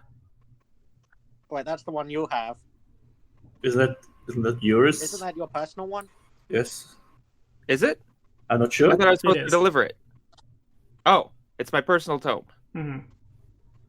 Yeah, How am I just now realizing this? Because it's been several it's sessions part since of we the talked will. about it, and there's been a lot of hairy stuff going on in Carrion Crown. Yeah, almost dying. Yeah, also you were probably too worried about Little Ruth the whole time to give a damn about the book. In any case, Very true. As the conversation goes on, the judge pulls out the agreed upon 5 bags. Yes, I see the professor has brought his lovely daughter. As agreed upon, 1, 2, 3, 4, 5 pushes over. Though we are a little early, however, I understand events in Ravengrow got a little out of hand. Nevertheless, I see that Kendra's Almost like alive. somebody I see Kendra is alive. I see she is unharmed. I have received what we required. 100 platinum each. And you, Kendra. Kendra takes it, but like it's pretty clear Kendra doesn't want the money. She just kind of like picks it up and nods and like tucks it away. As everyone gets, I believe 100 platinum is 1,000 gold. Yep. Woo! Nice. Yay, we got money finally. And now that that is concluded, I'm wondering if Petros trusted you, I believe I can as well. I need your help. May we speak? Yes. Yes, certainly. I mean, we're here speaking. May we speak, you foolish tiefling, on a more important matter than you getting paid? Good. Yeah. I actually wanted to speak with you as well about something, Good. but I'll let you go first. How kind of you. Yeah. Hey, chivalry isn't dead. She pops an eyebrow real high. Well, as I'm sure you know, there's been a recent beast wander into town, and they're planning on killing him. I believe that That's what I wanted to talk to you about. everything that's been attributed to the beast, I believe, is the work of someone else. We know of the beast's existence. Most of the stories of the creature are exaggerated or untrue. I know that there are some people who would even speak of its kindness, its humanity, or how it rescued loved ones, or helped those who needed help, but nevertheless, you know how it is with... And she kind of like waves an arm at the rabble who are just, burn the beast! Burn the beast! As several like of the effigies have been put together and are set on fire on the ground. It's a wonder this whole building hasn't gone up. Oh, But there's no one here Yeah. who will step forward and speak to the beast's reputation. As a judge, I fear that the poor creature will not receive a fair trial. it would be the first time that I actually hear that a beast would get a trial at all. I mean, usually they just murder them on sight. Indeed. I mean, the fact that the beast wasn't killed on sight is impressive enough. Indeed. Yeah. He was caught breaking into the university. And the beast is... I'm sorry, I should not refer to it as that. The creature is far too intelligent. It knows it would be caught there. It would never dare. Something is going on, and I need someone to figure out what. I was actually going to ask you about him myself. I was very curious. I'm very curious as to what this beast looks like and what he has done. Well, to be blunt with you, I'm willing to double your bequest. 100 platinum pieces each. Doubled. Ooh. And she like rolls her fingers again to like make it like bigger. I need people from outside of town. I must remain neutral. I am a judge. I can have no bias. You, having just sauntered in, well, if you can find information that proves the beast is innocent, well, then an innocent life is spared. If you find information that the creature is guilty, then I can rest well at night. Very well. My merchant sense is tingling. This sounds like a good deal. Geldern's eyes are replaced with 2 enormous euro signs. There's ping, ping. I had to not say dollar signs there. If you accept, I can take you to the courthouse. I can introduce you to the poor beast's barrister. Yeah, I accept. Yep, I accept it. Yes. Okay. Then Seems like there's a round of nods between us. Like everyone said, yep. She We're doing turns, begins walking out the door. The professor who's come to get the books is still just like very happily and openly, I suppose, around several people that they shouldn't be reading the unholy text of Zonkuthon, but no one's looking, so he's fine. He just they have such sights to show us, and continues flipping over and over. He turns and shows you guys an image of a very pale man with several pins coming out of his head. if you will. I would like to turn to Asiri and Edgar and go, okay, guys, let's try not to make the entire town hate us this time. Sound good? Well, they seem to like him, so what can we do to make him hate us?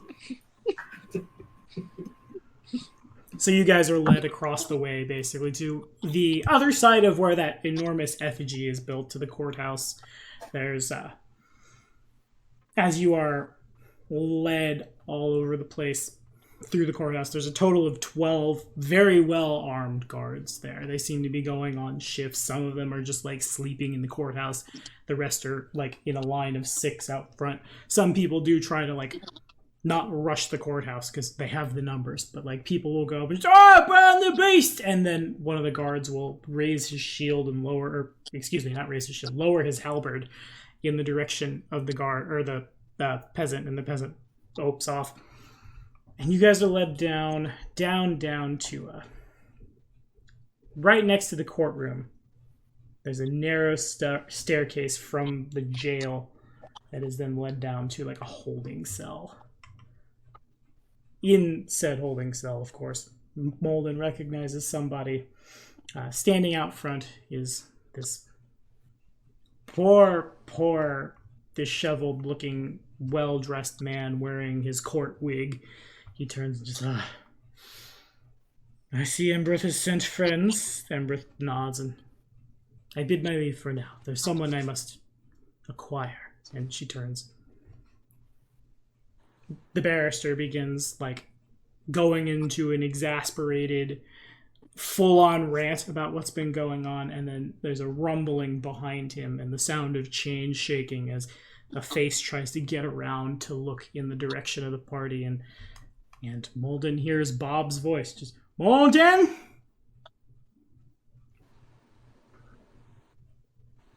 Hello. And you guys can see, sitting in a chair, bound by no less than a dozen sets of manacles, some kind of patchwork something or other stitched together, sits, like, trying to sometimes break the chains in such a way that, like, the stitching on this thing seems to, like, almost burst out.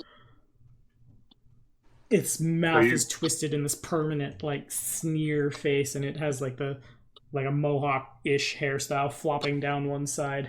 As it sees you, just, Molden, you will help me! Molden! Are you okay? They won't let me leave. I say I did something, and I didn't do it. What did they say you did? They said I broke into the university. Where were you? Do you know where you were? I don't remember. I remember being at home, and then all of a sudden I was there. And I don't know how I got there. Where's home? Home? That's Yeah. Schloss Karamark. Isn't that town? No, it's not. It's Okay. I'm far from here. Okay. I can't get you out yet, but I will see what I can do. I will try to get you out. I have to find out what happened. Can you understand? Okay. You helped me before. You helped me in Herstag. Try not to don't pull against the chains. Just try to be gentle. Don't hurt yourself. Okay. Is he hurt? Not badly. Like, there's clearly some instances where he is rubbed against the manacles, and it's like the manacles have pushed in, and the strain of the creature trying to, like, break itself free. It can't break the manacles, but it can break its stitching. Yeah. It's kind of like you. There's too much sure. muscle on this form, and it's, like, bulging out. But other than that, he appears fine. There's no, like, if there well and truly was a tomato thrown at this guy, it's been cleaned up. Oh. Yeah. All right.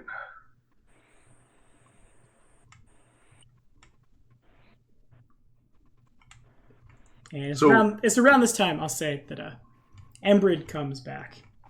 And there's we'll say, human-appearing man following behind her with their hands in front of them manacled. She leads them up to you. Actually, really quickly, if everyone can make a sense motive check. Okay. That's one I haven't rolled so far. Let's check it. Since Did that roll twice, or was that another roll earlier? The 18 was earlier. It was the other roll earlier. And then I guess also, Yeah, that's something. on that note, if Philo could roll disguise. Disguise? Yeah. With a egregious bonus. What bonus? You get a plus 20, I believe, for being in a different form. Emmy would know better than me. With my normal bonus on top, or just a plus 20? Just your disguise. Just, D20 plus your whatever disguise you have. If nothing, it's just D20 plus charisma, and then 20 on top. Yeah. Okay, so you guys have no idea.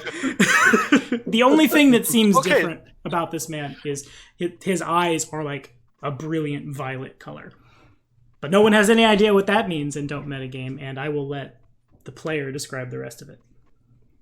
This will be my only good roll in this whole campaign. Ask Yup. Robin. Uh-huh. Yeah, he's like the guy who keeps rolling really poorly. Oh, good. Well, I guess, Sven, if you could introduce your character and what you're playing and what the party sees led up to them, that's how you will get your hero point, and we will roll you into this bad boy. Yeah. You can see Theo. He's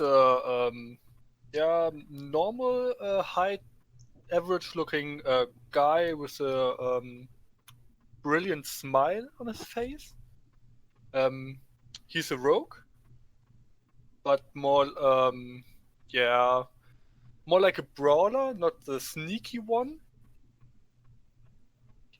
And what can I say? He looks really friendly for someone who's captured and what's the English word? Imprisoned? Nee, gefesselt. Oder mit den Handschellen.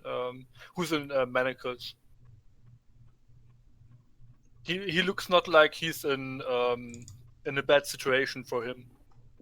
Okay.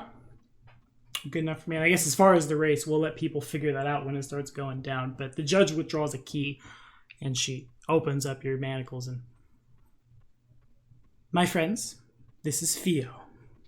Theo was caught 3 days ago, being somewhere he shouldn't. And I believe his skills will help complement your investigations.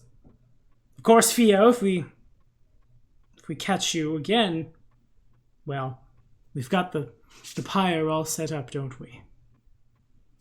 And Kendra has been following along this whole time, and she withdraws the pouch that's worth 1,000 gold as the judge goes and gets your gear, basically, and hands it to you. And the 1,000 gold goes to you.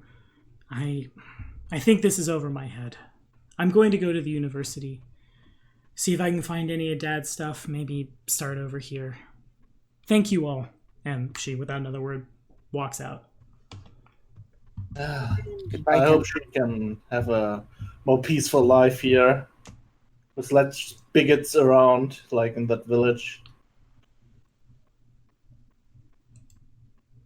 Indeed. I guess Gildan will step up to our new party member, who's, I think, still tied up. No, his manacles have been unlocked by the judge. Gildan will stick out a hand for a handshake and say, "Well, hello. It seems to be like we will be working together for at least the next time until we figured out everything that's going on behind the scenes here. I shake his hand. I'll take his hand and shake it. And well, hello there. I hope we can have a nice cooperation going. It will be fun, I hope. Well, I hope you will not go and stick your fingers anywhere where they don't belong, because we already had some trouble with that. I look over to, Siri. Edward. Edgar. Yeah. Edward. I thought it was Edward. Edward. Sorry, Okay. Edgar, not Edward. Suddenly, there's a Edward very so short much. blonde man with a ponytail, and he gets really mad. It is. It's like Edgar Allan Poe. I just what smile basically- to him and don't answer. Well, I am Edgar Xavier. Pleased to meet you. Pleased to meet you too.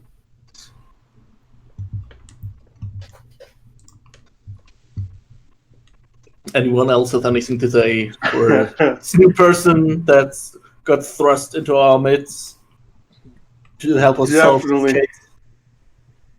Yeah.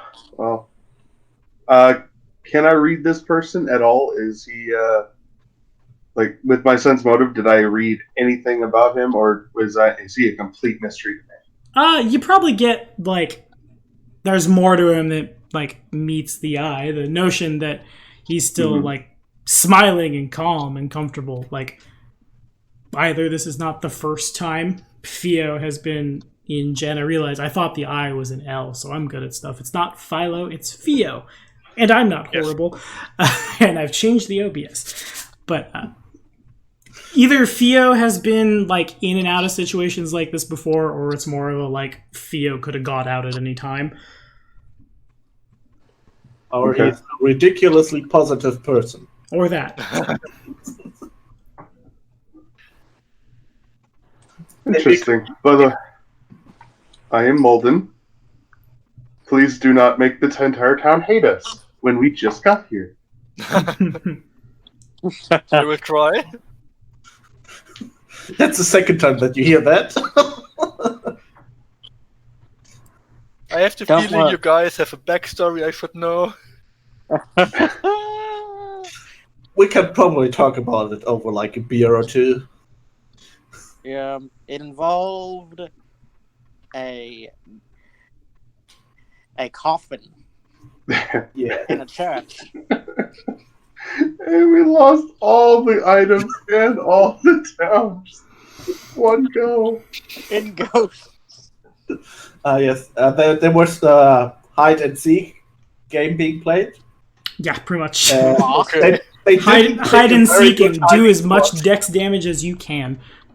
Ugh. Yeah, they didn't pick the best hiding spot. I mean, they They picked totally the won. only hiding spot. Yes. Which makes it a bad hiding spot. Yeah. It's kind of like when you're staying somewhere. There's like only one tree, and you know there's a person here, and you can't see anything else. So you're like, okay, the person has to be behind that tree.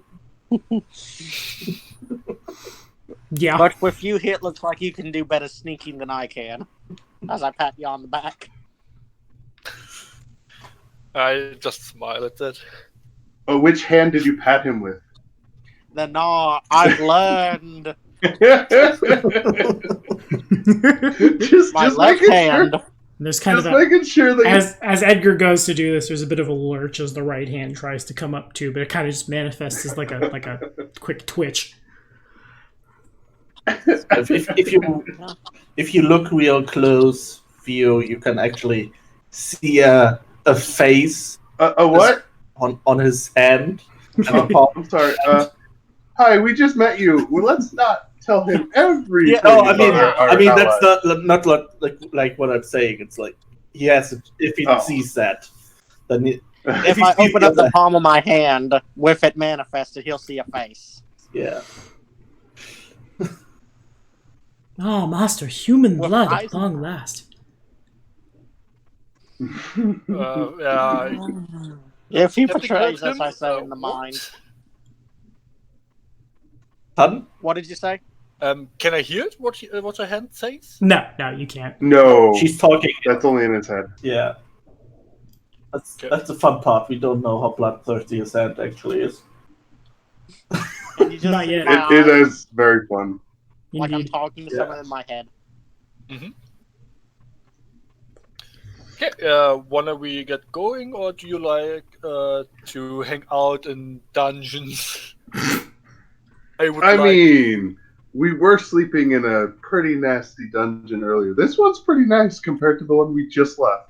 So What with the severe lack at least of we ghosts? don't have ghosts trying to kill us. Yes, the entire time. Yes. At least this one wasn't abandoned for 50 years. Yeah. Exactly. Have you ever stayed in a cell and the cell came alive and attacked you? I Ooh, have like no idea what's a horrible cell. what about the chains that literally went around and wrapped around Edgar's throat? Isn't that one? Or was that you, Gelvin? Oh, in the clothes that attacked me. Oh, in the clothes. And then he became a prisoner with his name on it. It was great. We had And then such I a became a great prison warden. time. We got so sick of doors, we started blowing them up. Yes. I might have somewhat developed a fetish for that.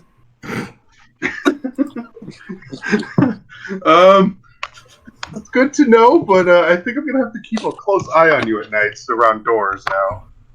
And as this is going on, the barrister is just kind of like nervously looking around, kind of drumming his hands together. The beast continues just kind of like rocking back and forth. The chair that's holding him is big enough to support him, but like only just a little weight too far back or forward, and the chair would break.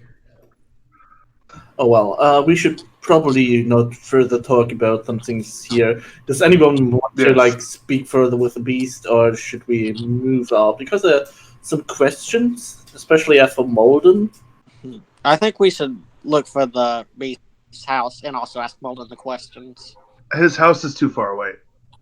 Okay. I don't think his house is anywhere near town. It's not. The place in question is super far away from here. Yeah. I think we should we're gonna backtrack. have to talk to people and try to find out what he's been accused of, basically, and then find out who would have known him from that town. Would probably be the best way to look at this. So who's the barrister, you said? The barrister, he's like kind of just nervously twitching as you guys are having this conversation. Just, well, I could tell you, I suppose, if you're here to become my legal assistants. Looks at the five of you. I do Not the have best one of legal question assistants. off the top of my head. What was that, Edgar? How many days has it been since the beast's arrest? Like since the break-in? It's been... Oh, it's been... Oh, he begins like flipping through a bunch of papers and like back and forth trying to get all of his information together, which is kind of all over the place. Well, let's see. And he pulls out a bit of a folder that has the town Hergstog labeled on it, and he sets it down. No, that's not what we want. Flips over back and forth. Well, it wasn't that long ago. The trail may still be fresh. We could probably still backtrack his footsteps. Nods.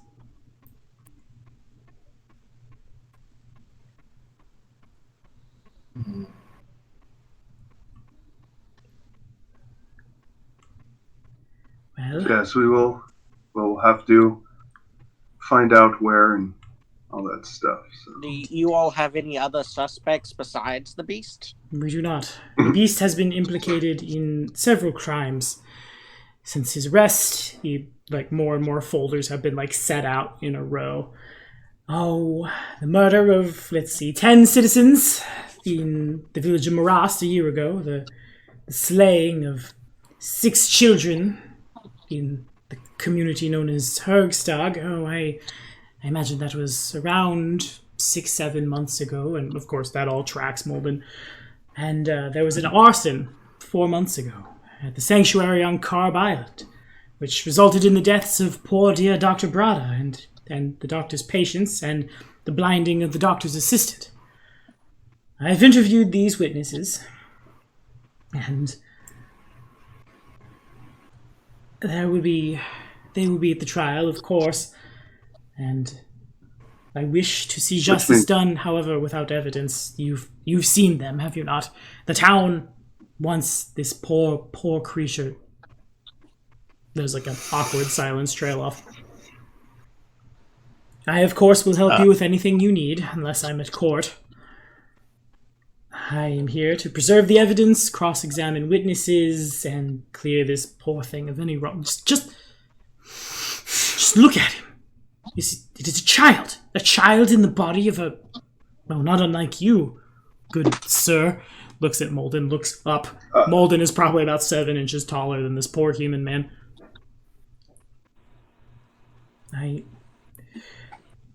Preliminary evidence has already been presented. The trial has already commenced. It begins in earnest tomorrow. But as the majority of the evidence for the crimes will be presented over, he does like some quick mental math, counts on fingers. 3 days, I believe. There's our time. 3 days to prove this poor thing's innocence. Can you get us... all the accusers. Go ahead, Chewie, sorry. Can you get us the name of the witnesses, like the people that's going to be testifying? The eyewitnesses? Of course. And he begins a lot of files and folders and everything all over the place here as he tries to like get it all together. There's... oh, gods. One of these days I will... some form of organization. There's... well... you could go to... oh, gosh, the local chemists. You could... oh, what was his name? Vlada Costa. You could go speak to him.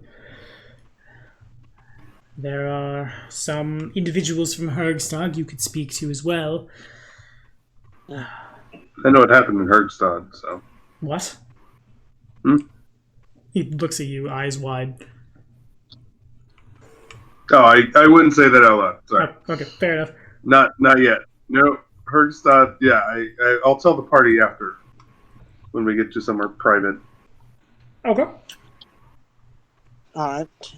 Thank you for your assistance. Of course, I'm time sure is this short. will help us. Most of the places we'll be going, I can't go. Ambrid can't go. I suggest, if you can, sleep at day, move at night. There will be some... well, I know why we needed Theo. Fortunately for Theo, he doesn't get to swing. Fortunately, he gets to break and enter at places. Best if you're not caught, you know. Yes, that would be quite good for us. I don't want to... getting caught's not good. Yeah. Yeah, getting We had caught that isn't before. good. For my defense, I only get caught if I want to get caught. Ah, yes. You're going to make a great addition to this team. Except for when you are sitting there and going, wait a second, I'm not the one that was out there. How the heck did somebody get caught? Yes.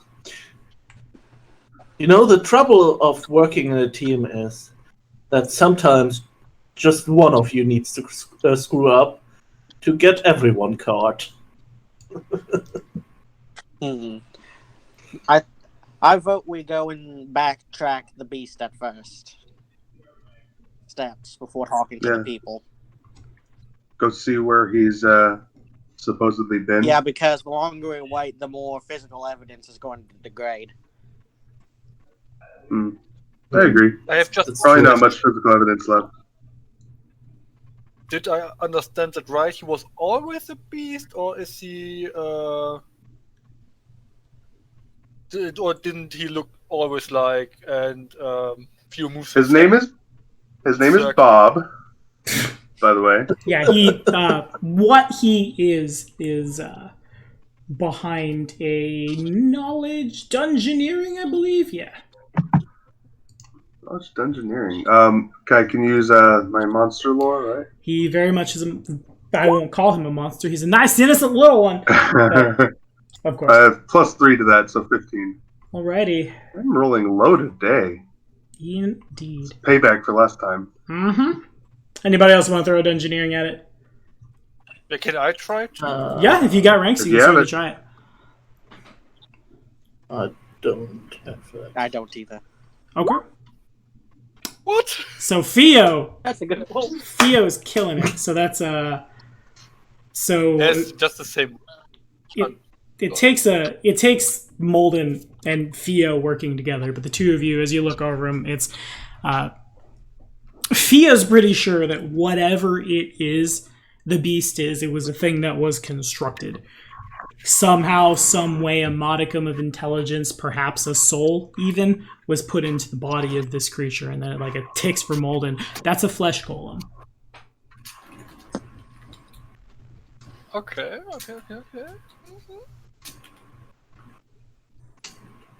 I guess in addition to that as well, he looks a little bigger than most flesh golems are constructed in such a way that he might have been special built, and if he has emotions, he would be able to harness them to rage, if you will.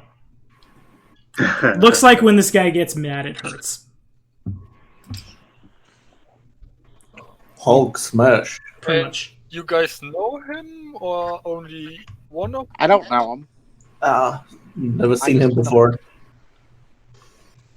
I met him once, and I did not get the feeling that he is not full of malice and evil.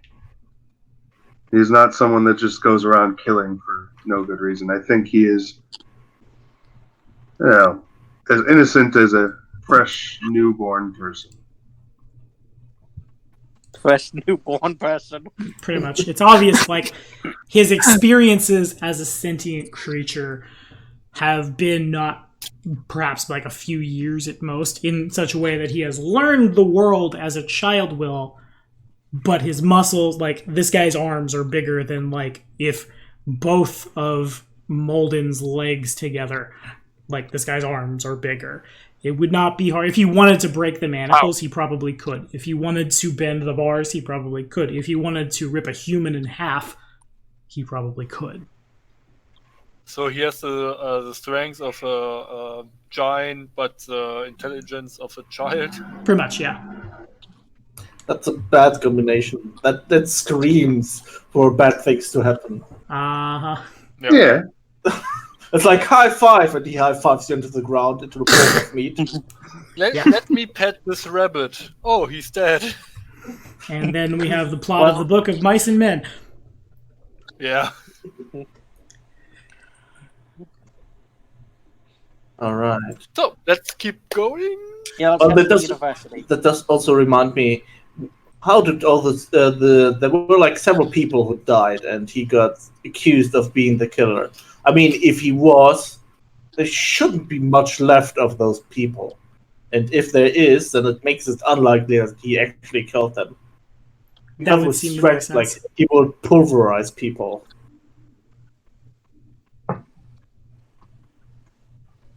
Yeah, they definitely wouldn't be fine little cuts or anything like that. Or maybe, what a wraith would do to kill somebody. Great, more dead bodies. Yeah, can we see the bodies? Or Or at least maybe some files about them. The barrister shakes his head. No, all of these crimes are, at this point, circumstantial. Like I said, most of the major happenings happened months ago. All right. But off the top of your head, do you know how mangled the corpses were? There are rumors. Bits about how the poor thing ate them, bits about how tied their arms in knots, so on and so forth. Something about a fire started. Again, it's been so long. All right. Seems like that's not really a point where we can start track of this case. Well then, let's go to the university and see if we can find clues there, I guess. Okay. Just a second. What's the name from the guy who takes the dead bodies and The corner? yeah, the coroner or corner? Yeah, coroner, right? Yeah, you got it. Yeah, corner. Okay. Do you know or can you remember the name of the coroner so we can ask him questions about the bodies? He shakes his head now. Unfortunately, Lepidstadt doesn't patrol much outside its walls. You know, with the things that go bump in the night here in Ustalav, we try to keep to ourselves. All of these attacks happen very far from our walls, and so he shrugs. No bodies. That makes sense. Okay. It's also makes it really hard to prove that he's not the one who did it. Precisely. Yeah, I think we do have our hands full with quite the difficult case. Yes. And with only 3 days, time, my friends, is of the essence. All right, Let's go, people. let's hurry then. How far away is Ustalav from where I first met Kavlaka?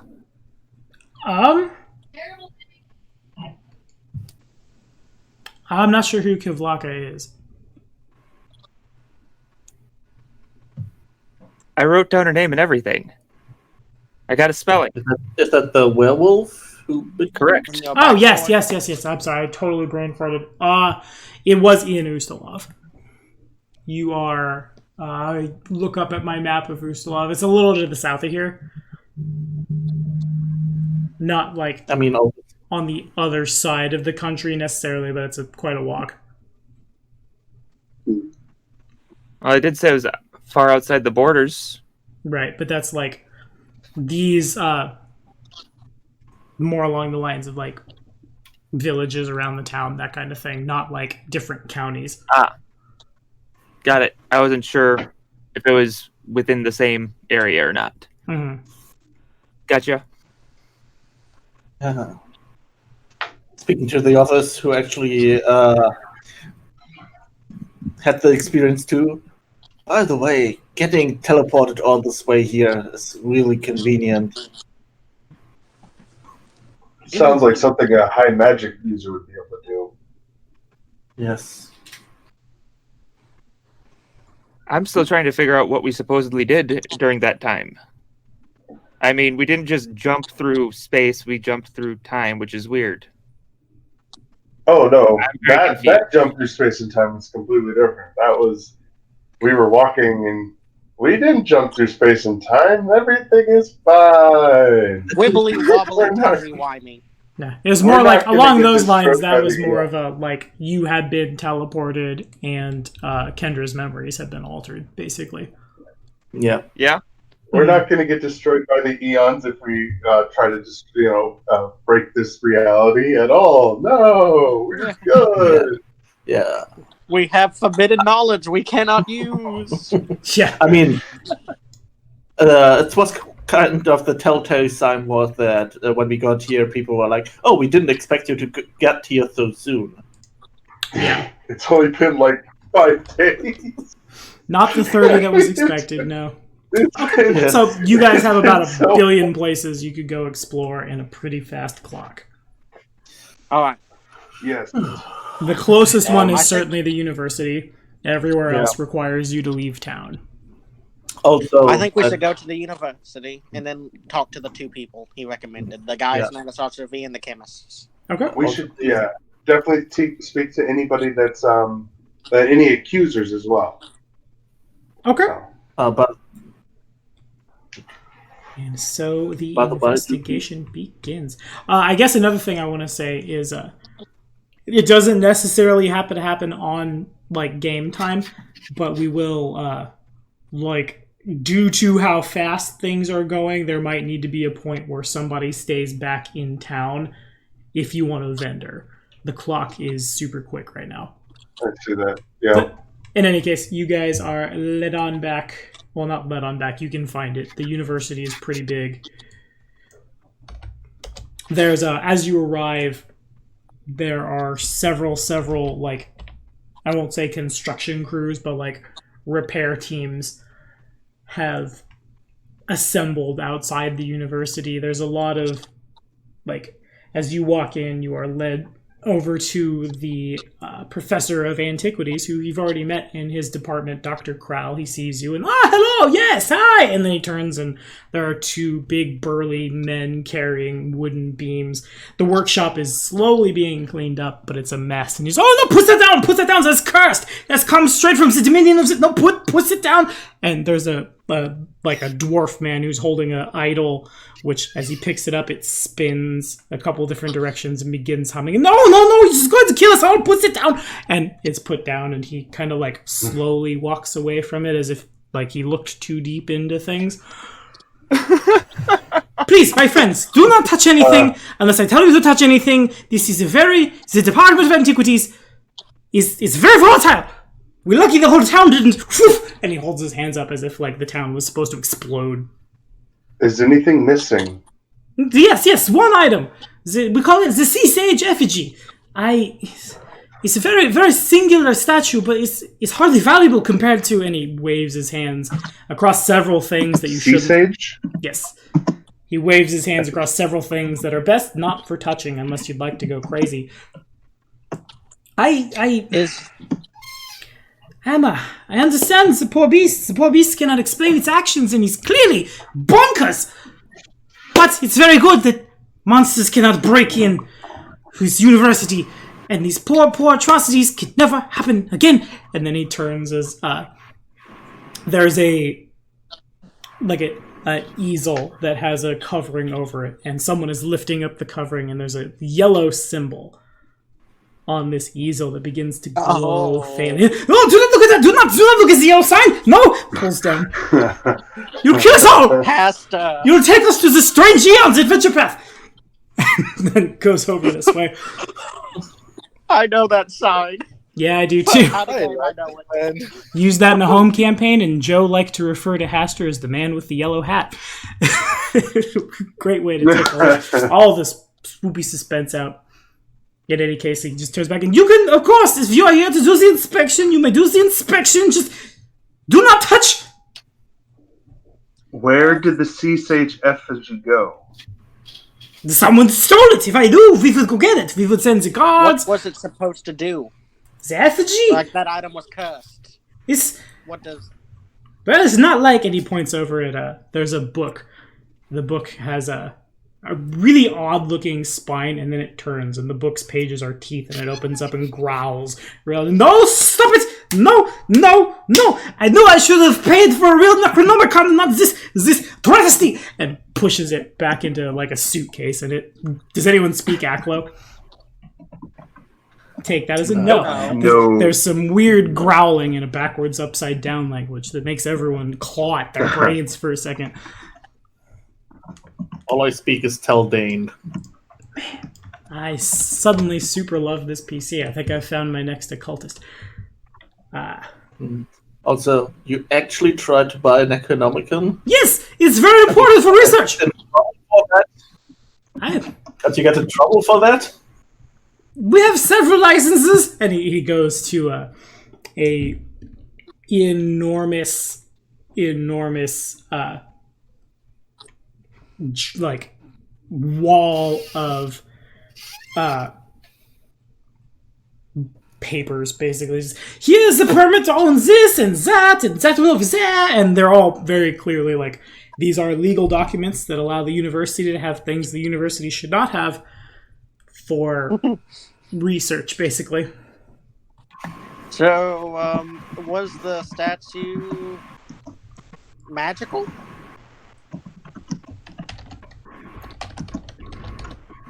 Make a perception check. Actually, as like people start looking around and stuff. Perception. Time for Lulu to use her super owl powers. Woo! Oh, I'm rolling fives today. You are. It's your lucky number. everyone, Yeah, everybody, please. everyone go through the roll. Okay. Mhm. Oh man, look at me go. Oh wow.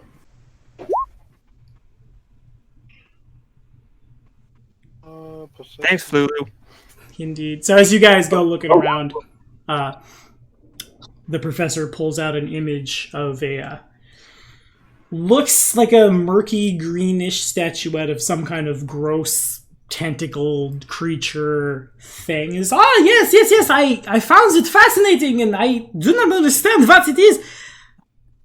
Clearly not any form of divine being worshipped today, but perhaps maybe some sort of, and he waves up at space, some sort of dark tapestry. You know how they have the tentacles and they roll away, and I find it, and his head turns a little, fascinating.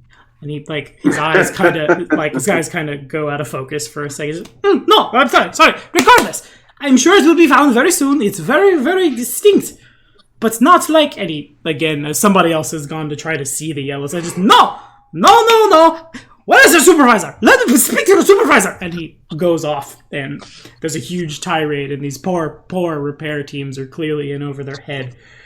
As you guys go looking around, let's see. Yeah, we got a lot of really good rolls there. So I imagine working together, there is a back door into this room. And as you guys go looking around, like, it's very clear the door was forced open from the outside.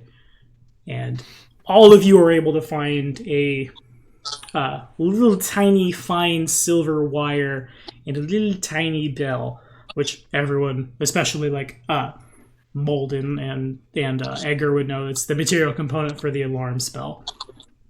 As you guys go looking around, there's a lot of people that have clearly gone through, but there are several heavy tracks of a creature wearing heavy boots that seem to have like iron nails jammed in.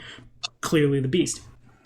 You also did the beast have iron nails in his feet? Hard to tell. You were looking at the bottom of his feet, but there's nothing else that has that big of a footprint and that heavy of a boot. You guys also, like, as you're looking around, there's a faint smell of what appears to be beeswax hanging in the air. There's also a couple of really deep scratches on a wooden rail as you go looking around the floor, and like under that rail, as if like something had fallen on the rail and like had tried to grab it, and that's where the scratches come from, as if they like dug in and basically. One area of the room, well and truly the area where clearly the effigy must have sat, this pedestal that's surrounded by a bunch of like mother of pearl carvings of fish, little like things of that nature, appear completely undamaged.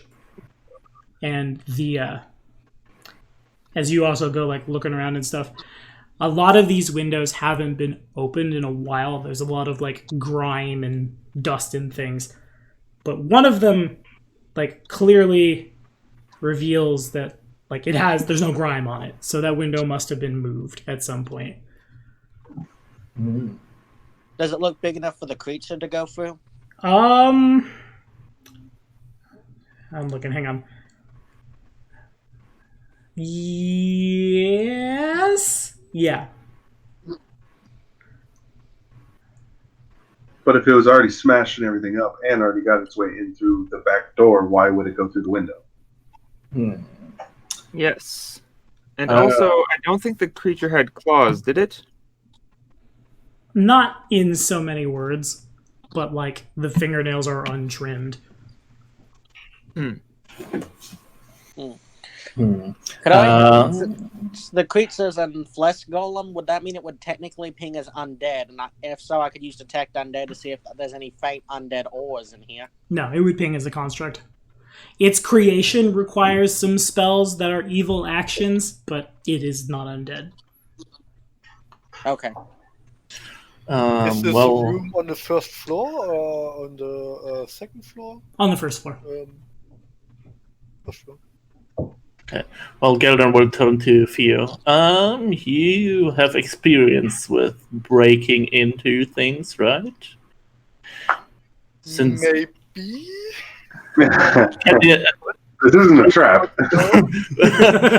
with that experience, can you like look around and see if you see telltale signs of maybe someone breaking in here.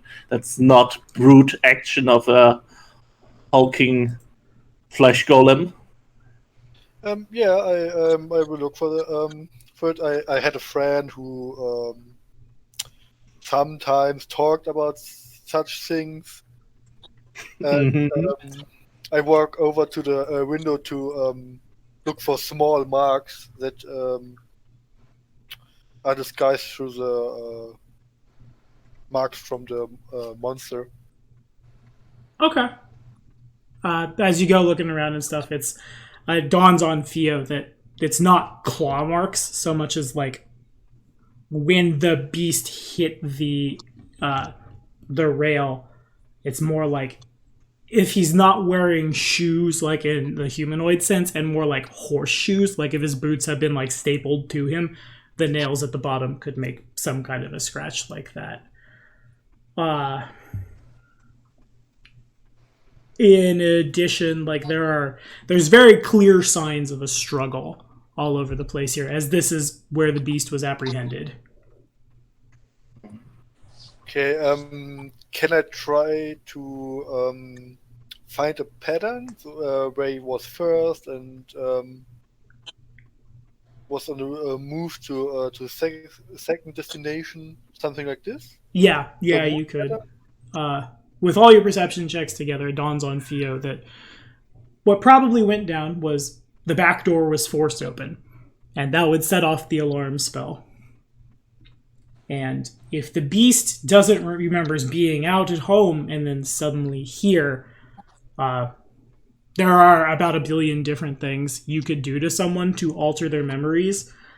Against something like the beast, the list becomes much narrower, given, like, as a golem, he doesn't have a true brain.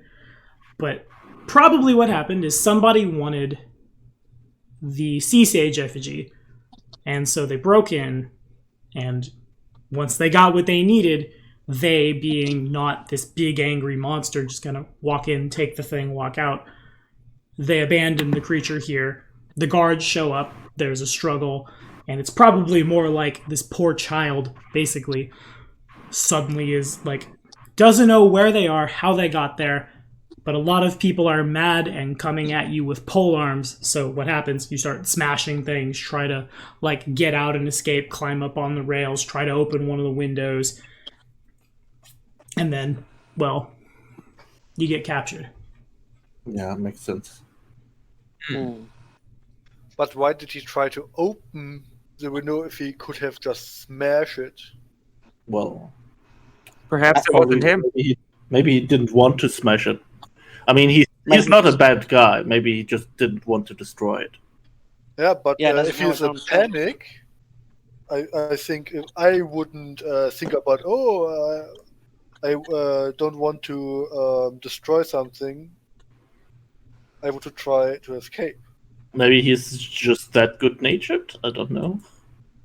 That does seem to be what Theo's saying is accurate. There's like, if you are panicking and you broke in, you would break out.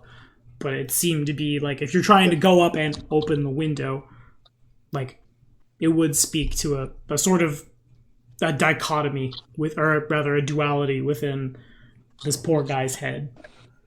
I think it would be a good idea I'd like to go outside at the outside of that window and look for tracks.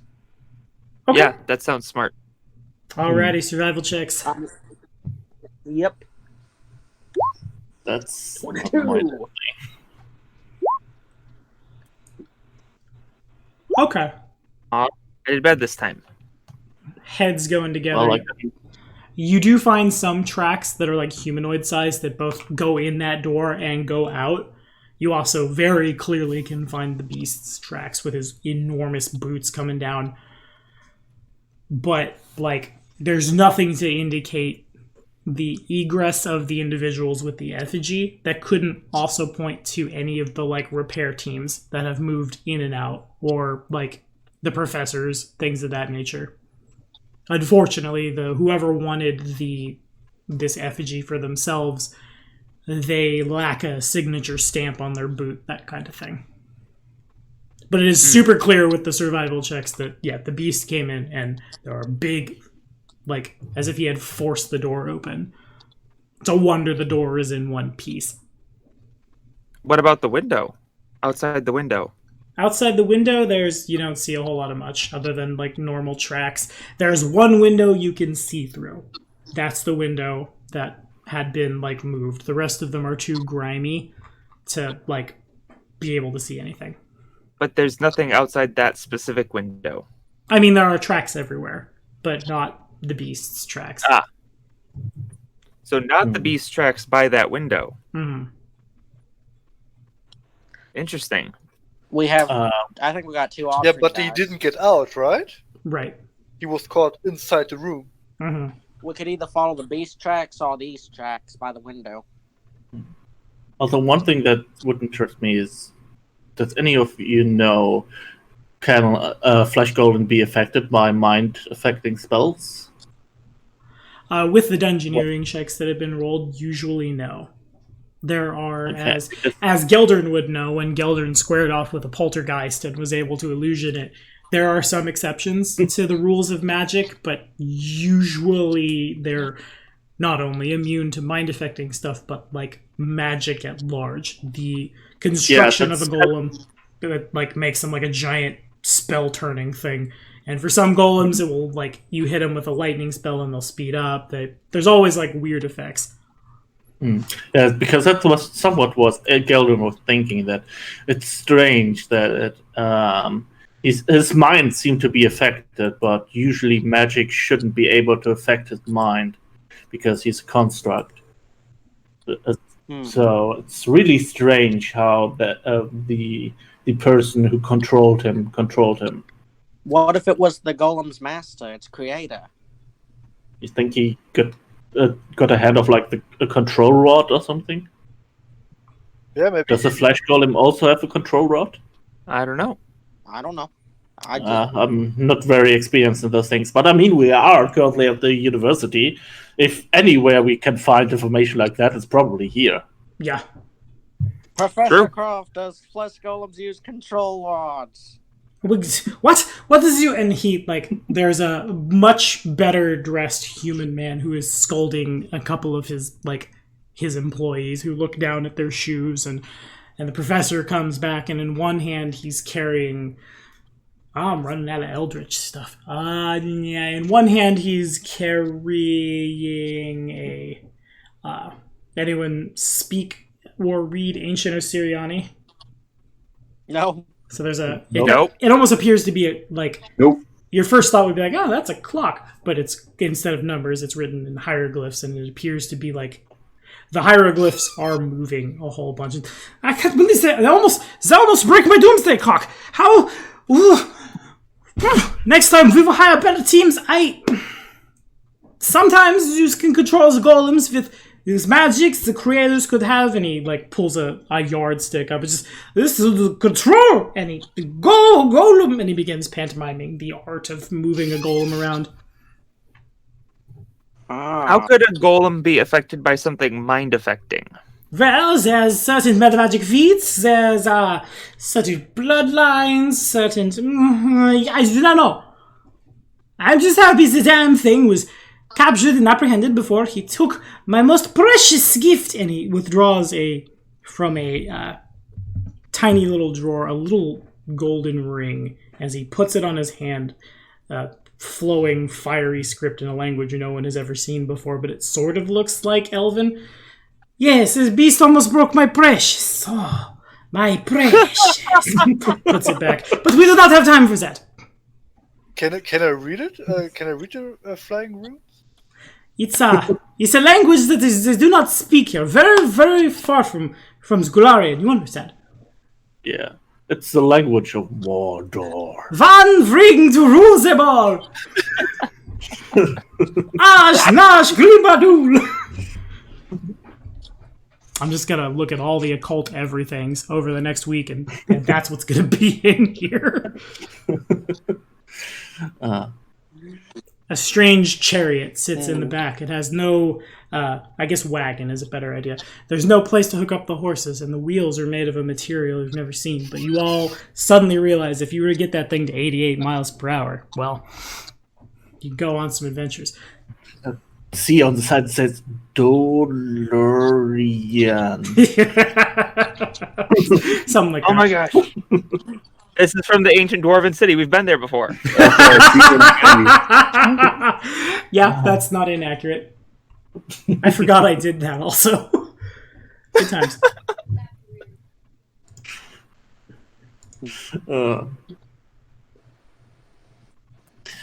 Okay, well, does any one of you have an idea where we could continue our investigation? Well, I think we could either backtrack the beast steps or the steps leading from the window. One or the other. It depends on how much time has passed. I mean, Molden, I think you are pretty good at tracking. Do you think you're up for it? I think Edgar's better at tracking than I am. Oh, is that so? Edgar? I think so. I was a tracker in my backstory. Well, a trapper, so I also track animals. I mean, I think it's just mechanically we both I had know, I similar was just mechanics, but trying to you had a higher stat point. Yeah. Yeah. Am I not the best tracker? That's surprising. I don't know. I rolled a 3 with plus 13, that's 16. Yeah. I only have a plus 10 to I mean, survive. To survival. I think it's actually a plus 11 now, but still. Okay. I cannot half my class level to my survival check. Same here. I successfully ate. Indeed. I mean, you could also maybe reroll that for the hero point. I'm not sure. Is that worth it? Might be for an Yeah. investigation. Yeah. I want to. Well, maybe you don't need to re-roll it with a hero point. Maybe you can just re-roll it. Oh no, only I can do that. Never mind. There's Well, my survival for tracking. I guess you could re-roll your own roll in that case, because the 4 is also pretty low. Yeah, I'd like to re-roll mine with a hero point. Okay. Come on, And Chewie. I will re-roll mine with guiding spirit magic. Yay. Okay, sure. Higher, at least. Nice. Nice. Okay, so you guys are like all of you together can very easily find these like enormous prints in the ground.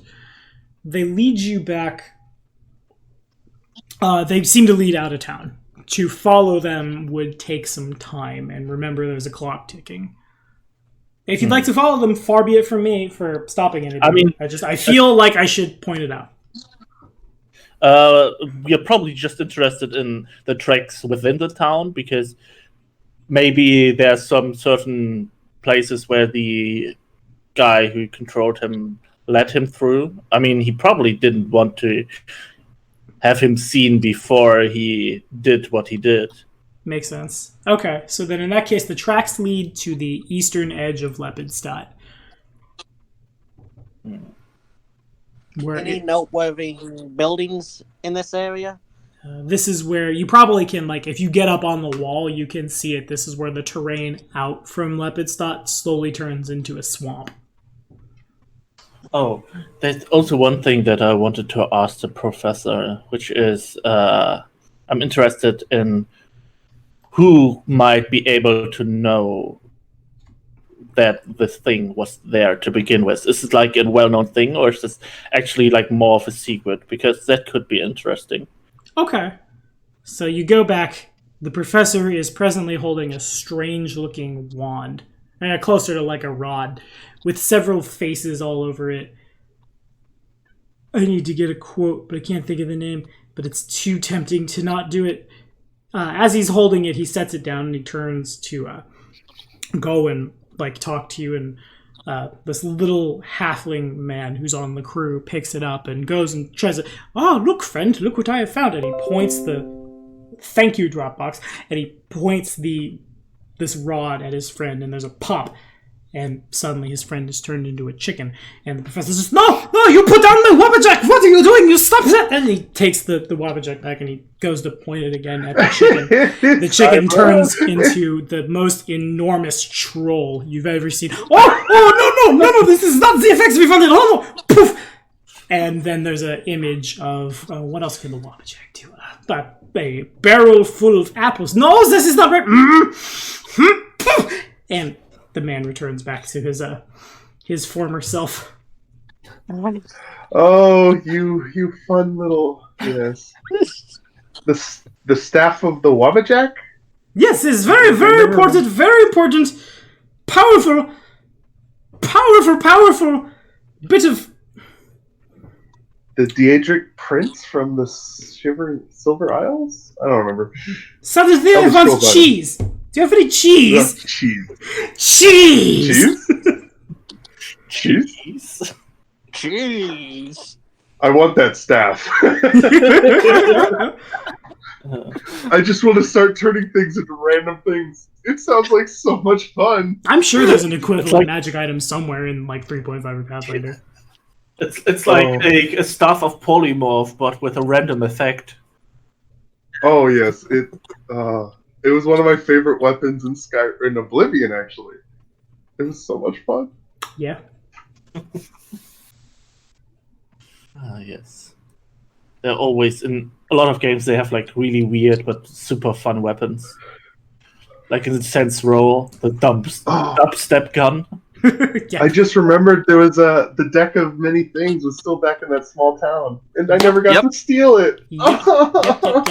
Well, we have a rogue now. Yeah, we'll just go back to I Ravengrow. know, we should go back. We should go back to Ravengrow and steal the deck of many things. Well, The professor turns to you and he comes up and he just... yes, this is the Wabbajack! Didn't see that coming, did you? It's a part of you, little mortal. I am a shadow in your subconscious, a blemish on your fragile little psyche. You know it. You just don't know it yet. And then his eyes roll back forward and... yes, what was your question, mortal? Huh? Wait, what? Gilden had a question? Yeah, I whispered to us, we certainly need to keep an eye on him. I like him. This guy. What's this guy's name? My name? What is my name? Cheide. What's your name? Daedric, Prince of Madness. I gotta scroll up. There's a lot of book jumping in book 2. His name, as you know... Dr. Cross. My PDF is lagged out. What a fine name. I'm getting there. Hang on one sec. Dr. Montagny Crowell. He was mentioned in the will. Oh, okay. Mm-hmm. And he's fairly insane. The line between insanity and genius is pretty thin. That's just what people tell you when they go crazy. And I have a question for you after he asks his. Okay. Well, my question was, how many people actually knew about the artifact that was... Oh, pardon me for saying something. I do apologize. Yes. It's just that I find myself suddenly silent. and irrevocably bored. I'm sorry, I had to. Proceed. That's my last Sheogorath quote, I promise. No, I don't. I can't promise that. Oh no, Sheogorath is coming. We're screwed. Is he going to turn into the other one? His second form? Oh, we'll see. The one of order? Question was, anybody who would know the artifact was here? Yeah, if it was like a widespread thing, or if it was like only known to people here or something. Well, I was head of the department. We keep to ourselves mostly. I've spoken to all of my compatriots here at the university, and none of them have, on the zone of truth, none of them have told anyone. I've certainly not told anyone myself. Okay. I mean, there's some more darker channels probably here in this town. I take a look at Theo. Maybe we could pay for some information. Maybe. I will look for it. You probably know a guy. I happen to know a guy for no specific reason. Who knows a guy? Who knows a guy who maybe knows something about that. I have heard of a guy who knows a guy. Who knows a guy who knows a guy? I'm just a dude playing a dude. This guy's Just around as another dude. I believe the Damphir. I believe he had something to say to us. Well, I was wondering, would it have any value to, like, who would it have value to? Any cults or anything? It is possible, I suppose. We don't know exactly what it is. We don't know who worship it. It's not anything from Golarion, of course. Perhaps some sort of... And he takes his hand, fingers splayed out, and then turns it and puts it, where his palm becomes his wrist on his mustache to make like a tentacle face as he... You know how they are. But none of them are organized. They like to sit and do nothing, and they never show up here, and if they did, well, we would have found them with the alarm. All of them are just too crazy. There was this one time, you see, I had this poor student, and they looked into... We had to get rid of the poor artifact, you understand. This mirror, and the mirror, it made another like of the student, but much more evil, and it escaped, and it was a whole thing. I see. Okay. I also turned to the party. Wait, you followed that? Yes, he's a very astute man. And the professor turns around again as someone has picked up the most curious looking, appears to be a short sword with a weird hilt that like half moons up, and there's the emblem of what appears to be a Smilodon, a black figure of its head on a red circle. And the blundering repair team member picks it up and swings it once, and the sword gets a little longer, and there's a roaring sound that echoes throughout the entire... No, you put that down! You put down the Sword of Omens right now! We do not need none of that! Sight beyond sight, indeed! Puts it down. Oh man, you should really like keep these things like under lock and not allow all these repair people to touch everything. Was they not supposed to? I will file the formal complaint after they burn the beast, and we will take all of them to task. And there's another sword that someone picks up, and they're a very, very frail-looking man.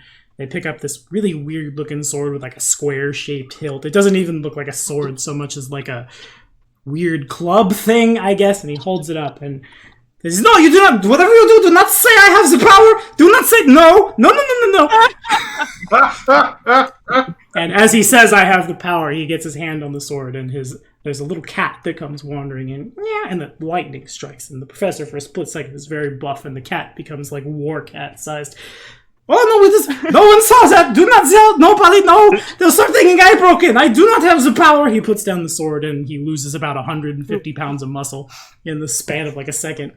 Anyway, you've listened to me ramble enough. If you can find something for the beast, that's wonderful. I have something for your time. Hold on. 1 moment. Hold on, please. And he goes into another side shelf and pulls out a deck of cards. Oh! He sets them down on a table in front of you. "I got this from Vrizian Caravan come through. I thought I would learn how to do the harrow, but unfortunately, I am a man of science. I do not believe in this hokum. Only scary monsters." And he pushes very clearly a harrow deck over to you guys. We can discuss how that works later. It functions as it does in the Carrion Crown Player's Guide, but also can have other uses. In a mechanical sense, it's kind of like an alternate hero point system, but we have both. Draw from the deck. It's for different people to get different buffs, or there's like universal cards that you can choose as an alternate for the entire party to draw. Ooh, that sounds cool. Yeah. So, Interesting. Well, Professor, you don't by chance have like an object here which can use the discern location? spell, right? Well, I suppose I could. Hold on, one moment. And he picks up that sword with the weird lion thing. He holds it up to his face as if to look through the half moon hilt. And he. Sword of Omens! Power Rangers! Give me sight! Beyond sight! And there's kind of a faint, like, static. And he sets down the sword as if it had just shocked him. Well, clearly this needs new batteries. This is what we get for letting these imbeciles. And he begins, like, rambling off in Varisian. Very many bad curse words about the people who are in here. Oh, well. What's a battery? I don't know! He turns his head sideways as he breaks the fourth wall. Well, Oh, those batteries always never lasted. And they're never included!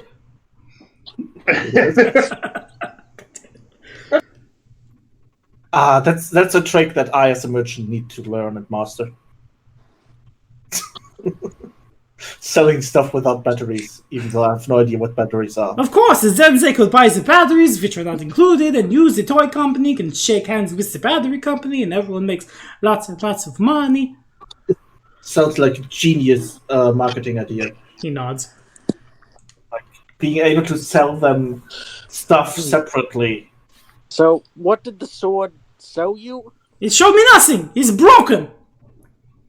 I got it from this weird-looking, kind of like you, catfolk, except with less cats and more look like me and red hair. And he didn't want to part with it, but I traded it for another 1980s reference of something that I don't have at the moment.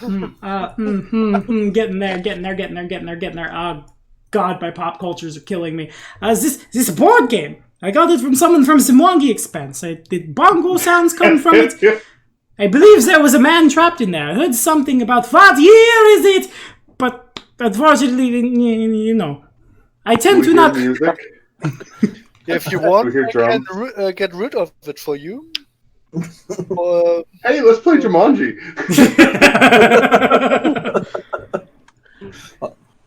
Interesting enough, Also magic been item to like make for a Pathfinder. the perfect moment to make another Skyrim reference and be like, Khajiit, if you have coin, Khajiit has you. Yes, of course. They come through the Amorans, they try to do the selling of the things, and someone brought some strange dwarven artifact, as if dwarves had been extinct or something. I saw a dwarf last week! Fools! I think we should go and talk to someone before that we lose the track of the day. Yes, that's. I think we already lost track of the day. You realize now that 3 days have That's passed, hilarious. the trial is 2 over. days later. Yeah. Okay, so as you guys go, I realize I never gave Emmy her level 4 thing, and the new guy is new. Oh, God, what do I want to do? New guy, I hadn't really thought of anything, but it's not fair for everybody else to get new stuff, and then Sven has to just hang out and see all this fancy stuff.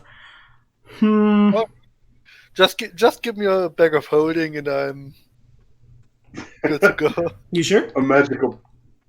Yes. All right, sure. One of the least fanciest things here, a bag of holding. Actually, it turns out the deck box that the hero deck was in functions as a bag of holding, but which type? Bag. Not a vag of holding. That starts with a B. Why does bag of holding not come up on this app? That's like one of the most used items in this game. You get out of here with that nonsense. Bag of holding. Boom. And we're getting there. I don't want the Wikipedia. Why is there a Wikipedia on the bag of holding? I just want what it does. What? The history of it. You find the history of the bag of holding. Yeah. It's a riveting read. Pathfinder. I just want to check because I don't want to give you like a type 10 right now. Get all the... Thank you very much, Robin. Beautiful. A bag of holding type 1. No. Let's make it a type 2. This is a level up for flavor thing. If I just gave all the summons a buff to their natural armor, I can give you a bag of holding type 2. Clearly the professor has no idea what it is. It's a pretty valuable item, and you pick it up and very easily pocket it. No one sees you do so. And poor Asiri. What do I do with you? Well, we were gonna baleful polymorph you. How many times can you turn into a cat right now? Once per day. Let's make it once per day and increase it plus a spell slot of the highest spell level you can cast to do it again. Cool. And up your DR. I only have one spell slot of each level. Are you sure about that? Spell slot. I can prepare spells more than that. But sorry, I have I'm speaking slot. in second edition. You understand what I mean? Yes. Like spend one of highest spell, and your DR to silver increases by 1. Oh, that too? Yeah, Not just cat transformations? both together. Cool. As you become aware, kitten. Okay, so very clearly the boot tracks lead out as you. Oh god, I need one. As we go out of the room, I like to poke one artifact just to tip it a bit and just go out of the room. And there's the chaotic neutral rogue we've all been waiting for. Okay, sure. I'm gonna leave it to you guys. Everybody who's not Sven, what horrible pop culture references could he knock over?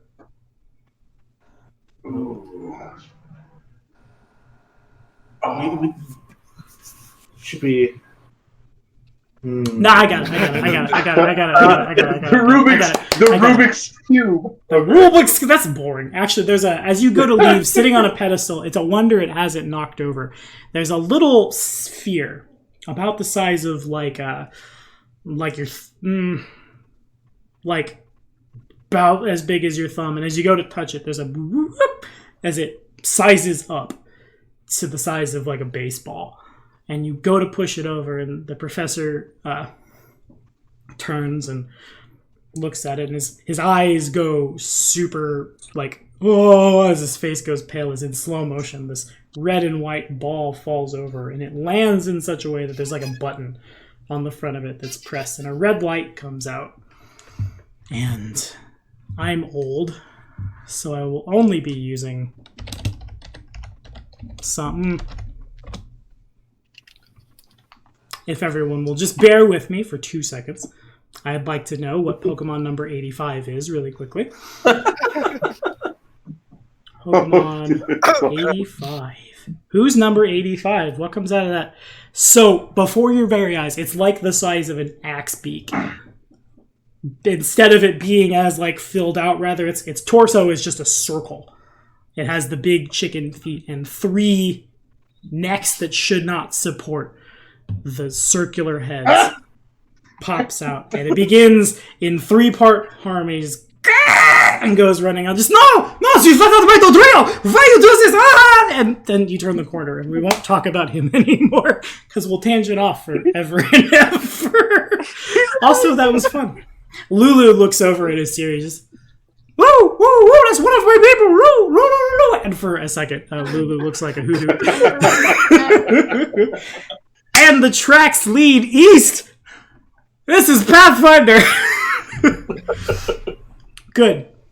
While we're following the lead, is it more like a good neighborhood we're getting in, or more like a slum? Yeah, Lepidstad's pretty nice. There are some places that are less well off, but there's no one here that's really like. There are some homeless people, but there are no like slum districts. The people who live here, by and large, are like graduates from the university, intellectually types. Yeah, but I still would like to look out for homeless people and beggar. Okay, sure. As you guys go walking, there's an old dwarven man comes up, and he has a holy symbol of Caden Galion, which has lost all of its shine. And there's a couple copper at the bottom, and he holds up his spare coin, son! Poor man indeed! I need more money to watch them kill the beast! And this cup walks up to, we'll say Theo, and just kind of like jams the cup into your stomach roughly. Spare coin, boy! Yeah, maybe I can help you if you can help us. Okay. What do you know about if I want to acquire something that is not so easy to get or shouldn't be bought in the daylight? light of the day. I don't know. Shouldn't be by openly. What are you looking for exactly, boy? As he quickly turns into a different accent and continues jamming the cup into you. Yeah, I don't know. I just want to make contacts. Okay. I hear you. Boom, bam. The old dwarf nods and holds up one finger. One gold piece. Maybe I could find somebody for you. Okay, I give him one gold piece. And his eyes light up as that's probably the most money he's seen in a while. He's, thank you kindly.